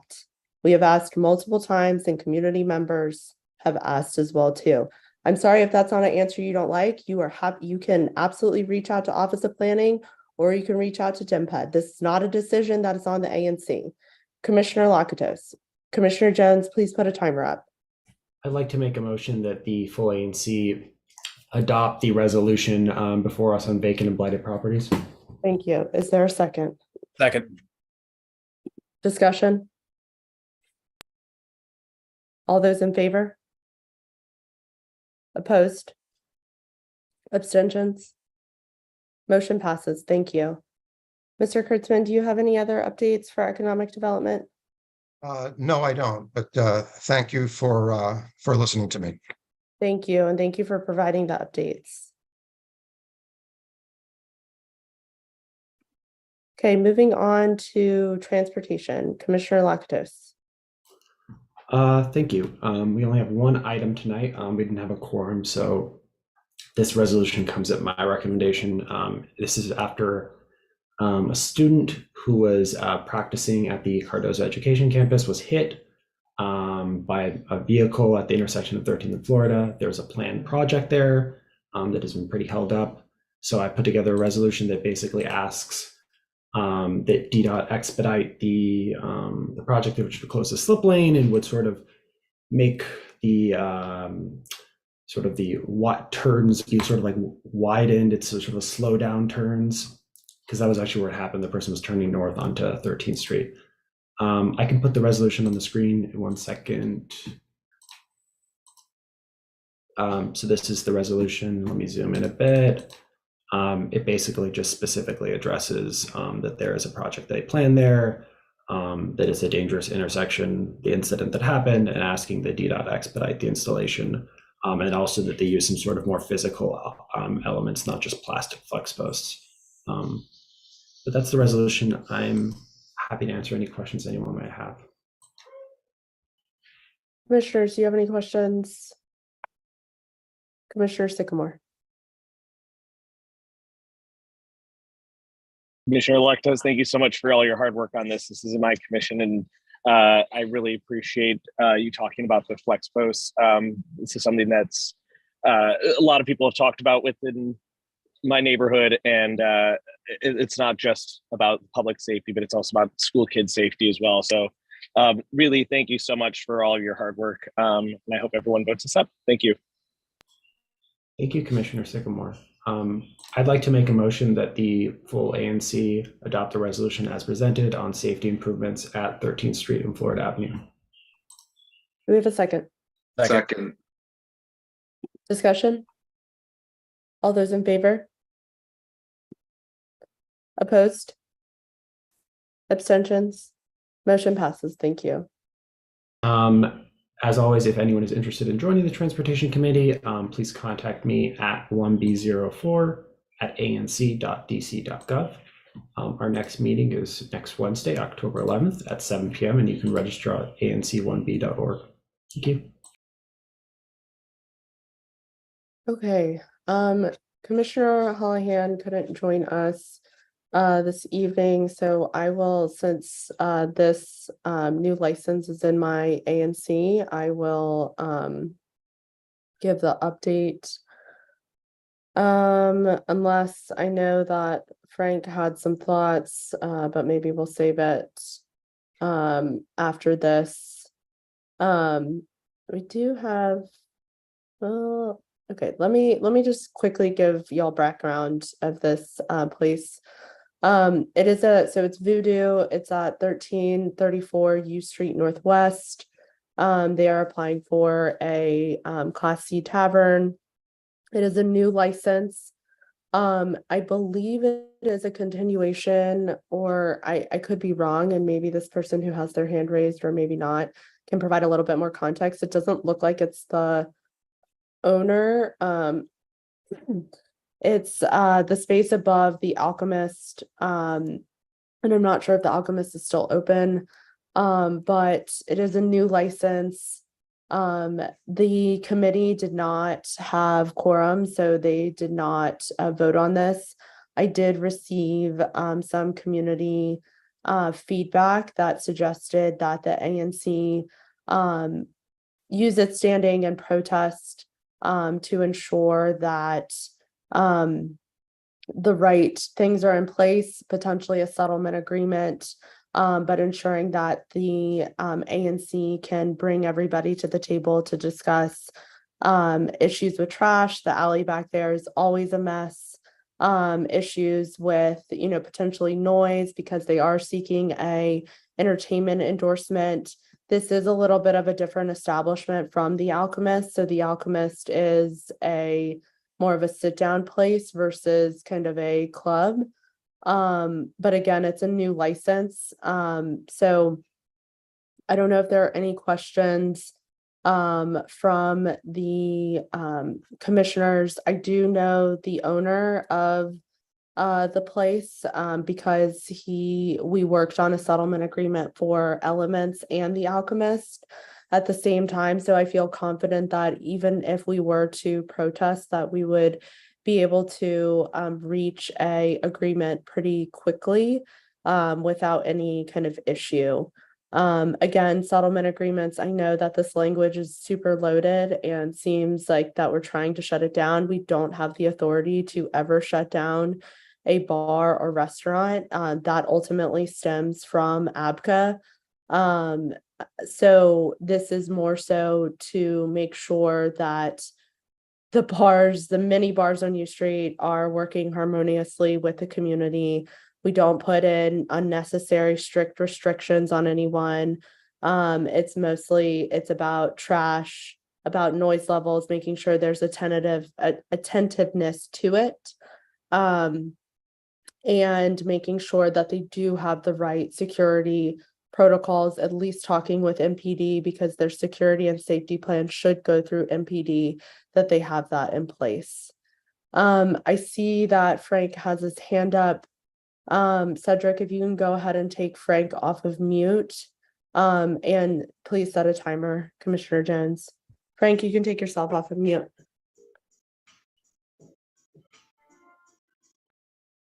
We cannot hear you. Yes, can you hear me? Yep. Yes, this is exactly why this matter is so important. The more people you speak to, this commission speaks to down this corridor, there is a over-concentration of taverns. Taverns have been singled out as a highly impactful nightlife entity. All right, they promote lots of activities that are on the edge of very disruptive at a minimum. All right. And that's why in the 9th Street corridor, 1900 block, the ABCA has instituted 6 RDO officers. That's reimbursable detail officer, after hour volunteer officerships, that they maintain safety in that corridor. Guess how many we have? We have 0 to 1, even though ABCA has instituted public safety measures by requiring 6 officers because of the 50-year low that the police force is under. We have a 50-year low of officers, and we cannot staff these positions. The ABCA said this is required in order to improve safety in our area. All right, we cannot continue this commission, the ABR committee cannot continue to approve licenses when we're at a 50-year low of officers, and we cannot protect the safety. explicitly, I will repeat this from earlier, the crew lounge, who did not believe we should even have the commissioners and the ANC approved settlement agreements because we weren't being fair. Well, guess what? The ones that complained about it, Crew Lounge, are exactly the ones. They are a tavern. They are the ones where 4 people were shot because they did not have a safety plan. They did not have a safety plan. They do not know how to conduct business, and they did not have a safety plan to protect their patrons. One person was killed. So my point here is this commission, through approving, it's important that this commission consider over concentration in all measures as approved by the ABR committee. Thank you very much. Your time is up. I will just stress one thing. I don't like blanket statements. I don't believe all taverns are bad. But I do believe that there is a lot of misconceptions with ANC's protesting and with settlement agreements. The responsibility does not fall on us. We are almost the conduits to make sure the community is connected to the establishments. I've worked with this nightlife owner before. I think I've worked with several nightlife owners across U Street to make sure that settlement agreements are fair and that they work.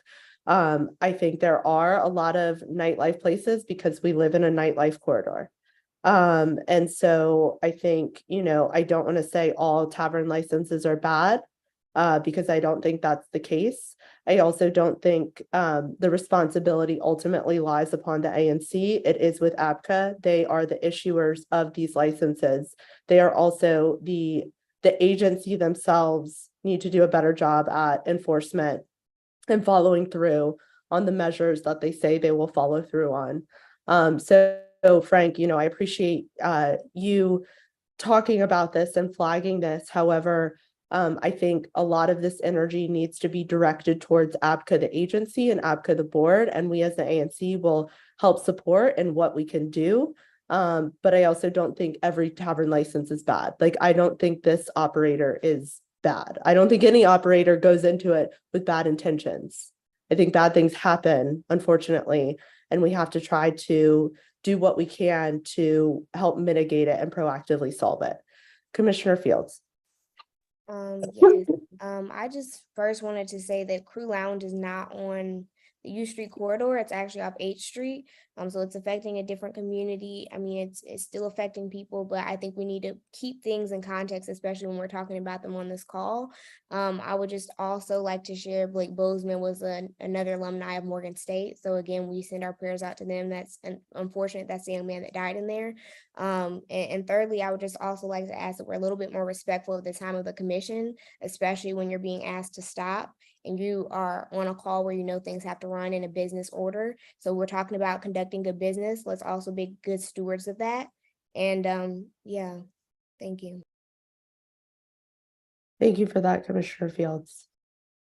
Okay, so are there any other questions for Voodoo in front of us?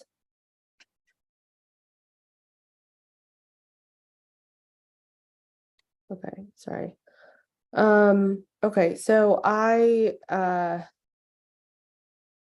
will move that the full ANC protest the new license of Voodoo at 1334 U Street Northwest on the grounds of trash, rats, noise,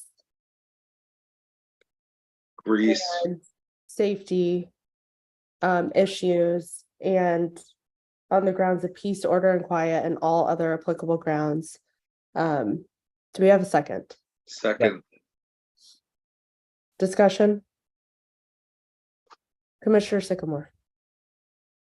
Just as a quick thing, normally I am not one to protest these types of things, but because of the community output, the no community input to this is one thing I think really needs to be discussed further to make sure that we do have a good, proper settlement agreement. So thank you so much for all of your hard work for everyone who's been involved.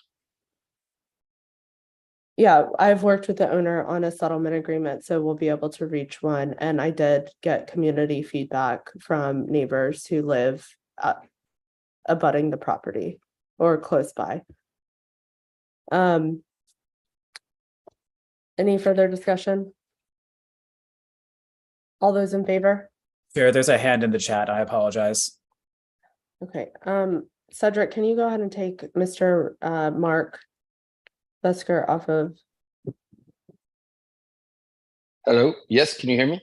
Yes.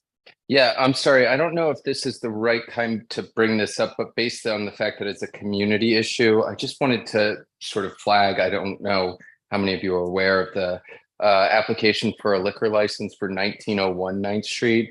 I just want to beg all of you to please oppose this license in any way that you can. I understand, Chairwoman Harris, what you were saying earlier. I'm so sorry, this is not the right time for this, but I appreciate your comment, and Okay.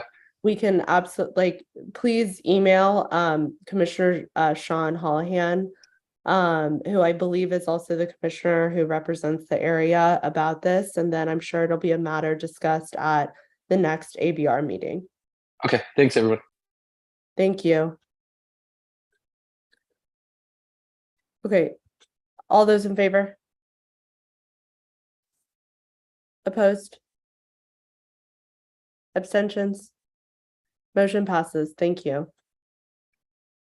The next ABR committee meeting, is, I believe it says here, tentatively meets every third Wednesday of the month, which would mean that it would fall on October 18th. We will also have at this meeting, and we've been trying to coordinate it, a few attorneys who represent different, I would say I-71 gifting shops. So there's a lot of new cannabis legislation and licensing that has been passed. So if any community members have questions for some of these attorneys who will be representing the I-71 shops, please attend the meeting. I will be present. There are a lot of I-71 shops in my district. I believe the licensing for those shops does open sometime in November. It's a pretty complicated matter. It feels like the Hunger Games. I wish I could go into more detail, but I don't have a lot of it yet. But I would suggest attending that meeting. I think it is nice to hear from the attorney's perspective who are representing kind of the establishments on that front. And they might have some further insights. So please, we will post the official meeting. I know it says tentative when we have it, but I do believe it will be on October 18th. And excuse me, I need to cough. Okay, sorry. Moving on, administrative. So we have a special election coming up. Sorry, give me one more second. I swear I'm on the tail end of this. And by the time we have our special election, I will be better. We have a special election for our vacancy that we have on ANC 1B06. We have 3 candidates who are running for this. So the ANC, we are about 60% responsible for this. We do have help from Office of or OANC. There will be 2 people from OANC helping. There will also be commissioners there present in person. And we also have to have a Zoom going unless everybody wants to show up in person going at the same time. So I'm going to break down very quickly and then we'll get to what we do need to vote on this evening. So on the date, which I believe we have earmarked here, or we do not have earmarked. We do have an earmarked day for October 28th. That is a Saturday. I checked, there were no conflicting holidays or anything. If I missed something, please flag it.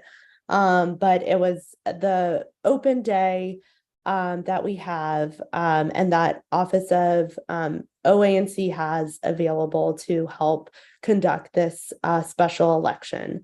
So essentially on that day, I will call a special meeting to order, and we do need to have a quorum of commissioners on Zoom.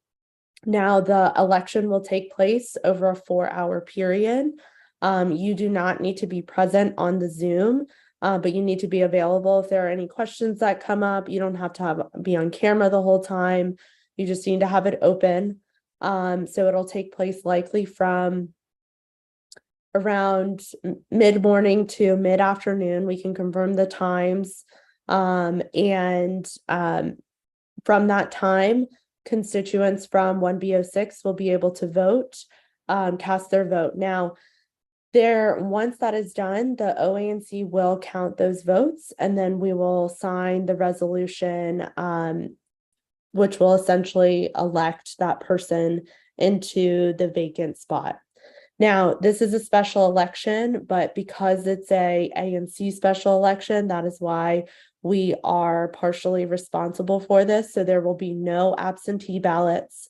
I know that upsets many of you, but please pass your complaints on to BOE, not to me. That is not something that I can control. I would love to, but that is not something on us. So I think that's it. Now, we do need to vote on this. Once we vote on a date, I will secure a location. So we have several spots. We have the Reeve Center. We have potentially Josephine Butler, which is in 1B06. We have St. Augustine's, and then we do potentially have the Line Hotel, which I know is outside of ANC 1B. It does not need to be an ANC 1B, but they did have a special election there, and that was suggested to us from OANC. So we have multiple locations. I will do my best to try to secure a Reeve Center. It's just a matter of us making sure we can vote on the date. Does that make sense to everyone? I don't know if I fully did it in the best way explaining it, but happy to answer any questions. Commissioner Sycamore. Thanks for all your work. Thank you for all of your work, Chair. I really appreciate it. Do we have a rough time frame of when this would be? Would it be like noon to 4, or what are we thinking? It would likely be from 11 to 3, but we'll call the meeting to order at about 10:45, and then it'll probably take about an hour or so for them to count the votes. So we'll be on, so 11 to 3, and so we'll be on until about 4. But the voting will be 11 to 3. Commissioner Kinsick. Yeah, I want to say that I definitely think it should be 106 or the Reeve Center. I know I can get us in the Reeve Center, the security, everything else there. On the record, I know hands are tied. We can only do so much, but it's unfortunate that there's some people that have to work on Saturdays and do have to work early morning, and they're going to be able to miss out on this vote. And I would hate to put it into a different area, even in War II. I know that because we're already putting limitations on people, now we're making it harder to even get to. We want to make this as simple and as easy as possible. That's all. But everything you said, excuse me, October 28th sounds great. I know that you, myself, and Secretary Jones will be present. I'm looking forward to the other commissioners, and I'm looking forward just to filling the seat. That's all. Thank you. So I will do my best in securing the spot. We have plenty of options, but I'm just letting everyone know it does not need to be in ANC 1B. The Reeve Center isn't even in ANC 1B06, so this is just a matter of availability. It's a Saturday is much better than a weekday where many of us are also working.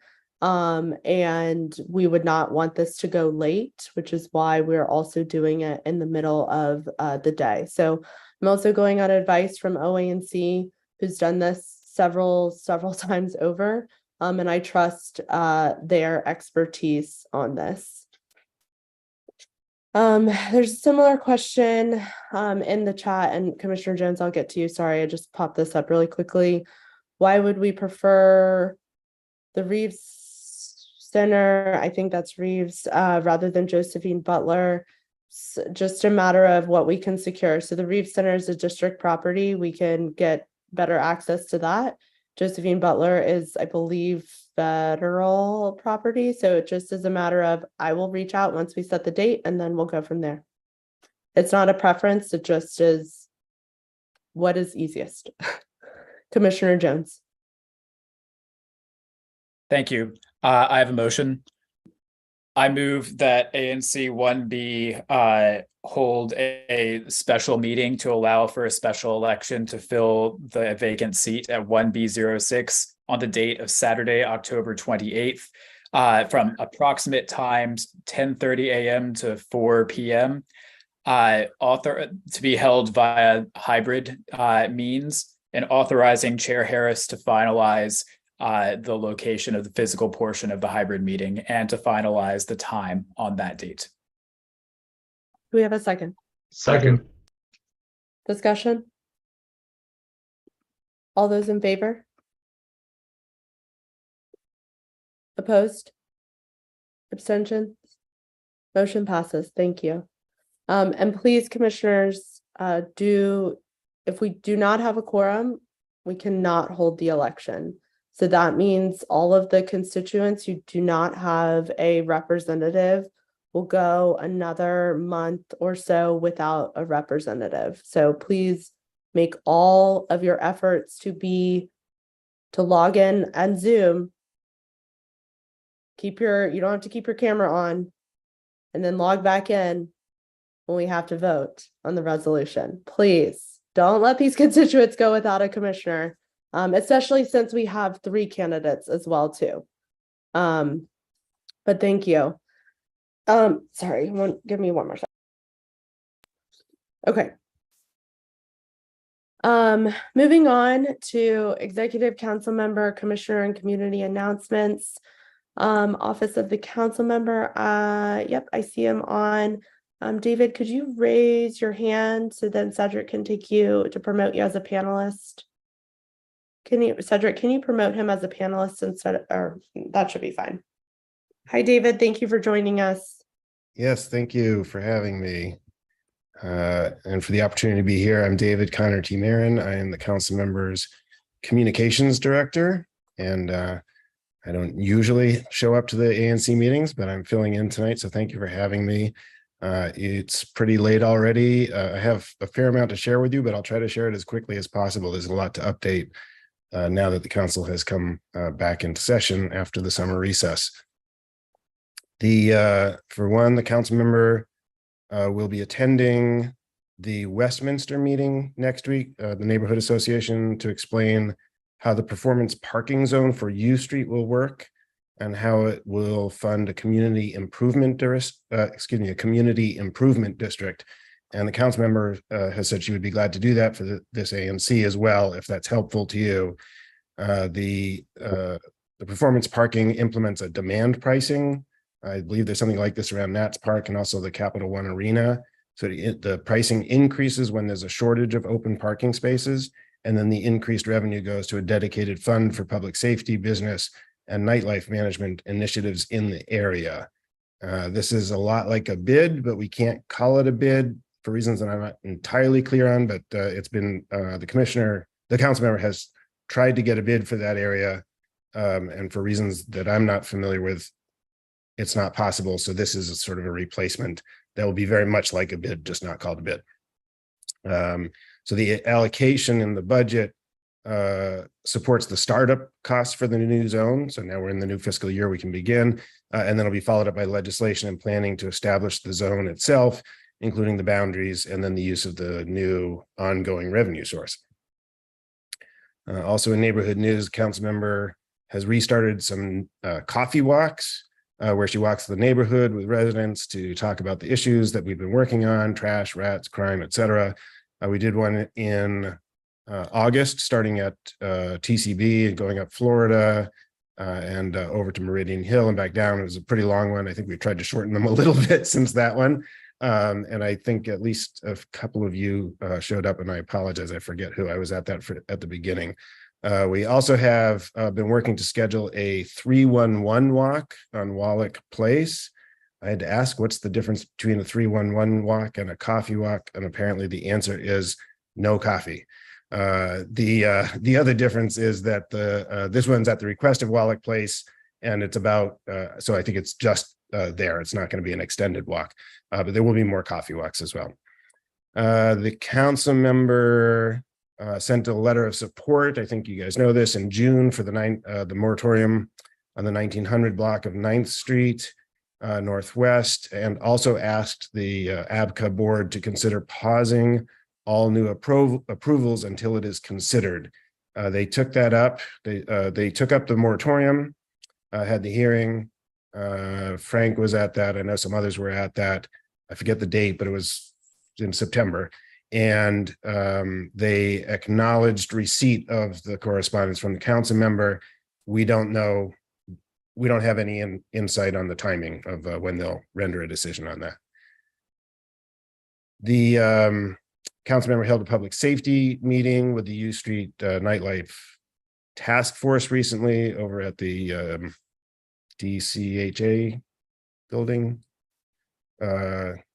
on Florida, and she is thankful to ANC 1B for allowing the monthly updates to continue as part of their meeting. I think I heard earlier that they are not actually attending or showing up for the meeting. They did attend last month, They did, but I okay. did not see anyone present, and no one made their presence known for this month. Got it. Okay. If that becomes an issue, let us know. We'll see what we can do to help make that happen. On public safety, a few notes. The first, the sort of the breaking news. Council member has been very focused. Well, I think most of the council has been very focused on the crime lab, among other things, the lack of accreditation. As we know, certainty of arrest, prosecution, and sentencing is what prevents crime. And so when there's a lack of an accredited lab, that's a serious challenge to that whole process. She visited the lab today for a tour, the Department of Forensic Sciences, and to get some answers on progress of the re-accreditation. She was actually getting ready to introduce a bill next week that would require DFS to provide monthly status reports and push them on where they're going on re-accreditation. At her site visit today, she found that they have filed last month for re-accreditation for the forensic biology and the forensic chemistry unit. So this is actually very big news that I don't think was widely known. And so that's exciting news for us. And it's good. I mean, so forensic biology is serology, and DNA testing, and forensic chemistry is controlled dangerous substances, including drugs analysis, and surveillance testing. So looking at trends to see what kinds of drugs are being, in use in the district, testing needles that are returned in the needle exchange program, not tied to any individual, of course, just to see what drugs are on the street. So the step 1 review is already in process. This is experts doing a lot of paperwork, looking at paperwork that's been provided. And then in December, there will be a 3-day visit by, I guess, experts in the field to review the lab. And then 2 to 6 weeks later, they could receive re-accreditation. They could instead receive some additional questions, and theoretically, they could not be re-accredited, but one hopes that if they've gotten this far in the process and made the application, they're confident that they will get through the process. The council member has been in touch with the chief of police several times recently, encouraging her to allocate officers to areas with the highest rates of crime, which sounds like a no-brainer, but right now officers are not distributed around the city that way. And so she is working with the chief on that. She is working with the chief to introduce her to Ward 1 in early November. We have tentatively scheduled a meeting in early November, and we will share the details on social media and in the newsletter. So that'll be a great opportunity for everybody to speak directly with the chief. Sounds like some of you have already, but not a public meeting. And I will also add that it was great to hear that there's a camera that has been added on 9th Street. That is something that the council member has been advocating for in the ward. I don't know about specifically at that location. And as the lieutenant mentioned, those are hard to come by. So that's great news that they've been able to put one there. All right, FY24 funds kick in now because it is the new fiscal year. We are in FY24. I won't repeat all of the things that you've heard a number of times, but we'll just say that in general, there's nearly $5 million that the council member was able to allocate for public safety just in Ward 1. And that includes a pilot program to provide substance abuse and behavioral health services around the 600 block of T Street, which, as we know, has been an issue of concern for some time. And the funds also include the performance parking, getting the performance parking program that I mentioned earlier off the ground. So most of what I've described has been specific to Ward 1 and to that area. More broadly, the council passed the Prioritizing Public Safety Amendment Act in July, the emergency measure. It includes a number of measures, one of the most important being giving the U.S. Attorney's Office and the courts more leeway to use pretrial detention for violent crimes. At the same time, the council member has been very clear that she does not support any additional leeway for pretrial detention with juveniles. And they will be taking up a more, the permanent version of that prioritizing public safety bill this fall. The council member introduced legislation, which got a hearing yesterday, along with 3 other traffic safety bills. And this is to crack down on fake tags. And so that's a pretty exciting piece of legislation. And that will be moving forward. I think there was a common theme of accountability yesterday, and also a common theme of looking beyond just fines. The person who pays their fines but is driving dangerously is not necessarily less dangerous than the one who's not paying their fines. And regardless, we need to take additional measures when people don't change their behavior. And lastly, in terms of new legislation, she introduced the cadet bill, which I think you may have heard of. This is the cadet program. This is intended to increase eligibility for the cadet program. And talking about recruitment earlier with the lieutenant, and they have seen increased recruitment, increased numbers, I believe, at the cadet academy. This widens the age eligibility, and it also pays the cadets more so that it becomes something that they can actually do, complete. It's a 2-year program usually, and so they can't do that for free or while they're working a full-time job. I'm going to skip through some of the other stuff and get to trash. I'll end with trash. Everybody likes to talk about trash. So we have 3 bills coming up for public hearing this month in the Public Works and Operations Committee. Councilmember Christina Henderson has a bill that will make buildings with up to 8 condos eligible for city trash pickup. As you probably know, the city doesn't pick up trash for apartment buildings. I think it's over 3, possibly 4 units. So this would allow for condos up to 8. So that would streamline trash pickup. Councilmember Louis George has a bill that would require public comment before removing public litter containers. I don't think I have to tell you guys about the implications of that. And then there is one bill from DPW itself asking for permission to serve trash violation notices by mail rather than in person, which is kind of fascinating to think about having to be served in person for a trash violation, but that apparently is what it is now. So this would obviously allow them to do it more efficiently and focus on doing the work of picking up the trash. I think that's it for trash, and that's it for my report. So if you have any questions, glad to answer them, or more likely say, I don't know the answer and I will find out for you. Great. And while you do that or after, can you go ahead and post your information into the Oh, chat? yes. I'm sure we can also ask Nicole as well, but thank you for joining us. Commissioner Kinsick. Yeah, hi, David. Thank you. Can you please ask council member just to keep in mind about 1617 U Street, 1620 B Street, in regards to the split zoning?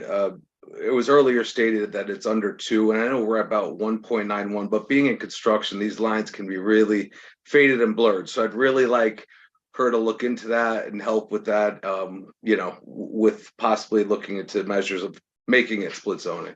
I appreciate it. The only other comment I would have is that currently there's so many missed pickups in the city. I'm wondering how they're going to get these extra. Now that I'm happy for the people in the condos, that's great. But how are they going to keep up with this extra when they can't handle what they're doing now? Thank you. Great, thank you. Chair, it says chat disabled. I don't think I can add here. Oh, yeah, because Cedric, that's okay. I have your email, so I'll send it over to Cedric right now to then post in the chat, if that's okay. Perfect. Thank you. And Commissioner Kinsick, yes, I will bring both of those items to the council member. Commissioner Lactus. I would just like to thank you for your presentation. I'd just like to say that I'd definitely love to get a presentation on the performance parking in our transportation committee, and I'll follow up with you and the council member's office on that. But I just wanted to say. Great. We will do that. Okay, Commissioner Sycamore. Hello, thank you so much for your presentation. I'm just curious on if there's any other sort of legislation in the works for this session on community safety, because it just seems like a lot of it's kind of lip service, especially with her recent, well, not recent, yeah, her recent change in stances on community safety. Is there anything that she is proposing or anything within the works that are going to be happening within the next session of the council? Thank you. Thanks for the question. I think the council member has spoken quite a bit on public safety at a number of meetings, including some in your neighborhood there. There are a lot of items coming up. I will let her speak for herself, but I would say that this is not a new issue for her. She has certainly spoken about it more recently, as it has become an issue of public, a lot more public discussion, of course. Her approach continues to be, well, one, an acknowledgement of the difference between legislating and the executive branch. The executive branch is responsible for MPD and for implementing all of the laws and for taking care of, for addressing crime on the street, so to speak. The council has responsibility for legislation, for the legislative aspect. She has and that's true, but I guess my question is, the legislation or the legislature is what governs and guides the executive. So I'm wondering if there's anything that's going to give the executive more power to possibly enforce more, or to give more power to the mayor so that we can get more enforcement. So I would say a couple of things. I would say that her focus, one, as she often says, is on a comprehensive approach to public safety, which includes a lot of things such as homelessness, mental health services, substance use disorder, and many of the things that she has been addressing in the budget for the past 8-10 years, and that include these new items such as the work at T Street, some additional funds in Columbia Heights, and so on. She's also very focused on looking at the tools that we have and are not being used well, or could be used better. So, for example, the crime lab, why is it taking so long for it to be reaccredited? So she has focused there. U.S. Attorney's Office, which we do not have control over, is not prosecuting. Why is that? and then looking at things like why are the police, or can the police redistribute their resources in a different way so that they are addressing the spots that have the greatest need.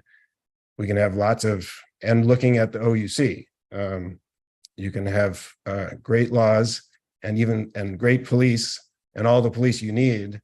And if you don't have a 911 center that can get people to where the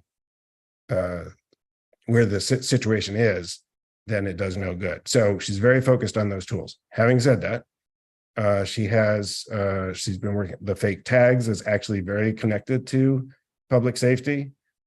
We know that there's a correlation between some of the folks who have the fake tags, as well as the other dangerous driving and other forms of crime. So that's also on her, that is very much on her list. And I'd be glad to have, there are a number of, she was at the U Street public safety meeting recently, the Ward 1 meeting with Chief Smith is coming up. And of course, she'll want to leave most of the airtime to the chief on that. But there are a number of opportunities. She has been frequently over the past few months and always, but especially the last few months, has been available and sharing her public safety plans and legislation. Wonderful, thank you. I just encourage you to take this message to the council member that instead of it not just showing up, but making sure that she takes the public inputs and concerns and really brings it into active and meaningful legislation. Because I know there's a lot that are not happy, because as you have stated, she has had 10 years now and there's not a lot that I've seen coming out of the office. So thank you so much. I really appreciate it. I'll yield back the rest of my time. Thank you. And Commissioner, I'd encourage you, if you have specific suggestions for legislation, to please also share those. Commissioner Jones. Thanks. Since we're on the topic of treating complex problems like crime, one thing that I found helpful, and I would encourage Commissioner Sycamore and other members of our community to do, is go to the 3rd District community. Let me timer myself, excuse me. Is go to the 3rd District Citizens Advisory Council meetings, which are held on the last Thursday of each month at the 3rd District Command. I've seen the council member there several times, and I planned and unannounced, and I've seen her staff there every time that I've been there. I've found that it was really useful to hear how the council member has been responding to specific issues such as recruitment. The problem of recruitment, for example, is something that David mentioned. The council member is trying to approach by introducing the Cadet Act. It's not so much that the money isn't the question; there are just not enough applicants, and so it really is complicated in trying to find where the actual problems are. And one of the great things about the 3D CAC meetings is that it brings together people from all sorts of folks, including people from the U.S. Attorney General's office, USAO, Attorney's Office, excuse me. So I would encourage people who are interested in learning about what the city is doing about crime and public safety, and who are interested in finding out ways to do more, and what the council member is doing, and to give advice to the council member and to others about what they should be doing. The 3D CAC is a great opportunity to do that. Thank you, Commissioner Jones. Okay, Cedric, can you go ahead and take Frank off of mute, and Commissioner Jones, if you can get the timer ready. No time necessary here. Be quick. Thank you. David, just a quick issue for the council member. She's aware of this issue, but at 1908 9th Street, we've had a 1.5 years illegally operating pot shop.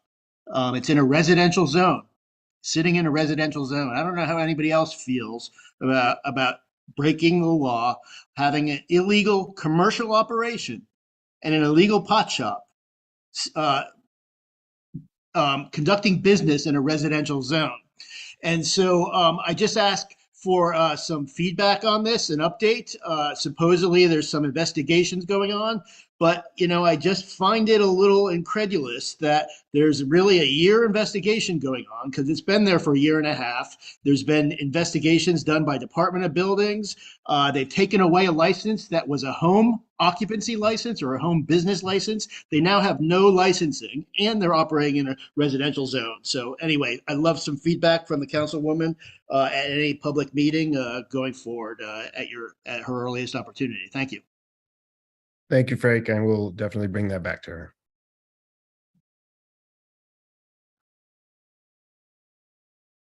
Okay, well, I do not see any other questions.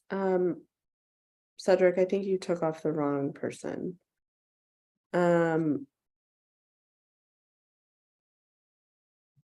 It's Mr. Frank Chauvin that you need to take off.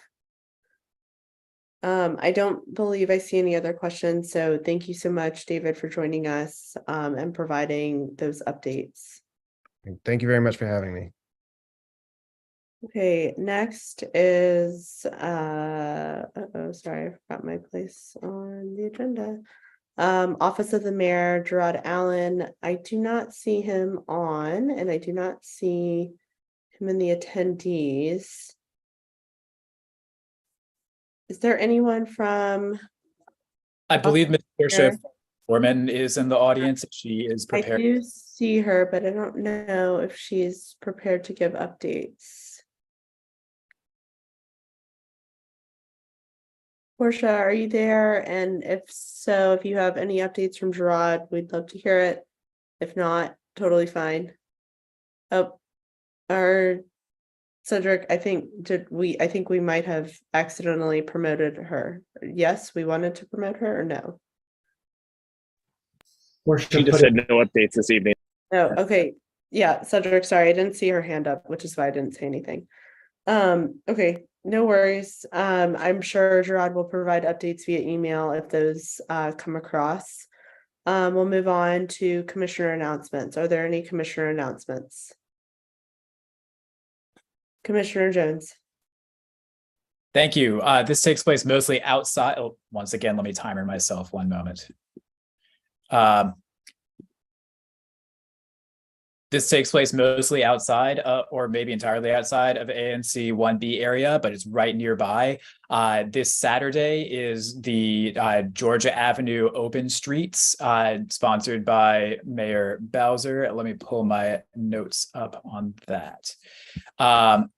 But once again, that is the length, about 3 miles of Georgia Avenue will be closed to cars and open to people. There will be all sorts of activities going on up and down the street. It'll be a lot of community, a lot of DC government agencies will be trying to give community input. So if you have thoughts on things like trash or traffic or buses or public safety or anything else, it's very likely that the agency that you want to talk to will be there. I don't have the times on hand, but I think Commissioner Lakatos just put it in the chat and Cedric will share that shortly. If you're not interested in going, that's cool, but be aware that the day Saturday, it will be difficult to move around by car near Georgia Avenue from about I forget, somewhere about 3 miles north of here to about Berry Place in the south. That's it. Thank you, Madam Chair. Thank you. And I know that there are some previous attendees who are probably wondering why we haven't had DDOT present, because this is outside of ANC 1B. So that's why they haven't presented that, but you can find all the information in the link that was posted. Commissioner Lakatos. I just wanted to second Commissioner Jones and also add that DDOT is giving out 170 bikes, 130 adult bikes, and 40 children's bikes. So you can enter into that via the link. You have to click on another link once you click on that link. And in order to get the bike, you just have to be present at the Open Streets event.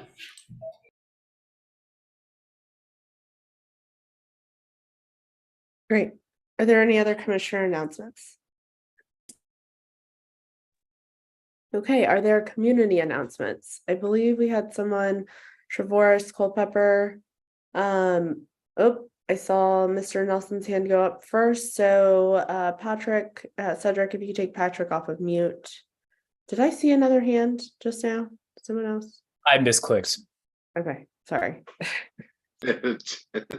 Patrick, you can take So yourself. I just want to take this opportunity to, instead of what as I normally do, bash on the city, give kudos to the city for instituting their composting system.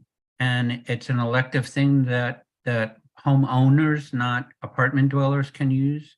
I actually decided to sign up for it, and I am thrilled to death at how much I am reducing my personal garbage. Today was the first day of pickup, and I had a full container of stuff that I put out. I hope they continue to have this system work and that they spread it throughout the whole city, because it's going to totally reduce the amount of trash that's put out. I mean, I do a whole lot of the recycling, but this has really reduced my garbage to almost nothing.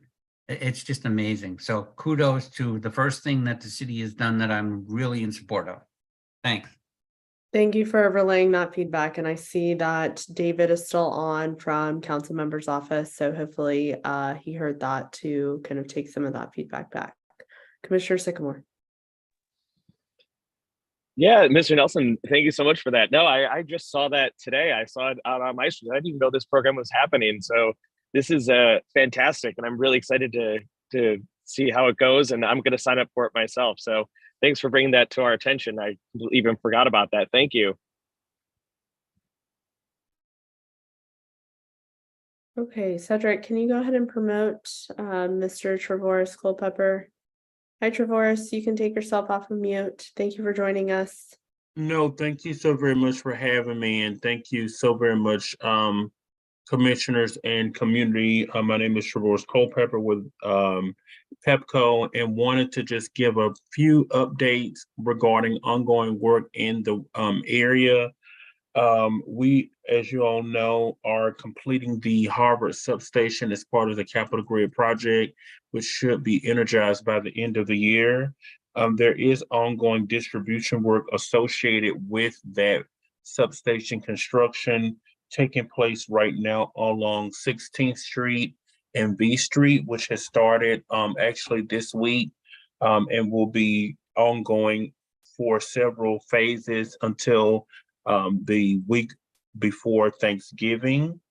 And then along V Street between 14th and 15th Street, we will have to close the road for through traffic so that we can complete the remainder of distribution construction towards the corner of 15th and V.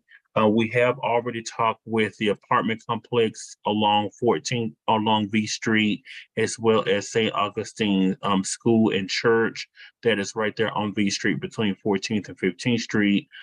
We will make accommodations for folks who are at the apartment complex, as it's one garage that actually folks use to get out of the parking garage. We'll make that available for folks to exit, but it will not be available for through traffic. So we'll be closed for about a month, starting sometime this October towards the end of November, right before Thanksgiving. So we're currently going before permitting. Once we get the permitting and know the exact date, we will provide a letter to residents as well as the ANC Commission as well. And then I also wanted to invite the ANC Commission and other residents to a open house that we're having at the PEPCO Edison Place Gallery on November 4th, Saturday, November 4th from 11 a.m. to 1 p.m. And that is to discuss the clean energy pathway multi-year rate plan, which is a rate increase that PEPCO is proposing over a 3-year period, which will be an average increase of about $6.13 on your bill. And that is to enable a lot of the new things that will be coming online, like EV charging stations, more solar. We'll be making investments to the Culpepper, I'm system. sorry, your time Yeah. expired maybe 45 seconds ago. Is there anything else? Yeah, No, if you that's can it, but go, I wanted to make sure that you're invited to that open house where we'll discuss thank the Most you. Everett plan. If you Thank can you. go ahead and send us an email on that, and we can absolutely share it across. Commissioners, if you can make this quick, Commissioner Fields. Yes, thank you for coming, Mr. Culpepper. I just wanted to say that I was very disappointed to see the toxic waste that was poured into the Anacostia River. I know that was in Ward 7 and Ward 8, but I would like to see those residents get a direct form of reparations for that. I mean, that was just insane. So thank you for your time. If you could please report back to the ANCs what you guys are doing specifically for them, that would be great. So thank you for coming and sharing this information tonight. And I look forward to seeing your programs implemented positively. Commissioner Sycamore. Mr. Culpepper, thank you so much for coming. I know you've been working very hard over the past couple of years, and I just want to commend you.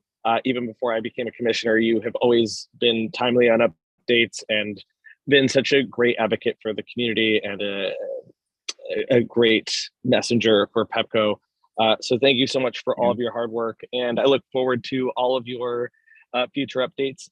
To actually, and my one negative is actually to piggyback off of Commissioner Fields.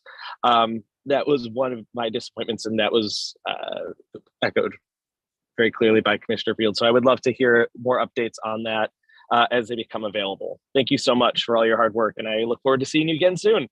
Okay, look forward to seeing you again soon. And I just wanted to address what Commissioner Fields and Commissioner Sycamore is that that was a settlement agreement as a result of years of a feasibility study and ongoing engagement with DOEE and other partners. And so that has been a long time coming, and I can provide more information on that. And again, we will have an open house on November 4th, Saturday, and look forward to going into detail about that and invite you all to that as well. Thank you. Commissioner Kinsick. Yeah, Mr. Culpepper, if you could just drop your information in this subject line, phone or email, I'm sorry, we could type offline. I'd like to talk to you more about V Street 14th, 15th as it's coming into my commission and the amount of time that it's going to be offline. So we'll talk offline. Thank you.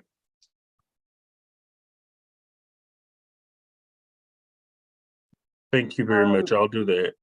Mr. Culpepper can't actually put his information in just because of his permissions, but I believe we've all received emails from Trevorris, but if not, I do have it somewhere, so I can pass it along. Are there any other questions? Commissioner Fields, do you still have a question? Okay. 1 second, I see. Oh, Cedric, if you can go ahead and post, Trevorris posted it in the Q&A, so if you can go ahead and post that into the chat for everyone to have. Thank you. Thank you, Commissioner Jones. Okay. Are there any other community announcements?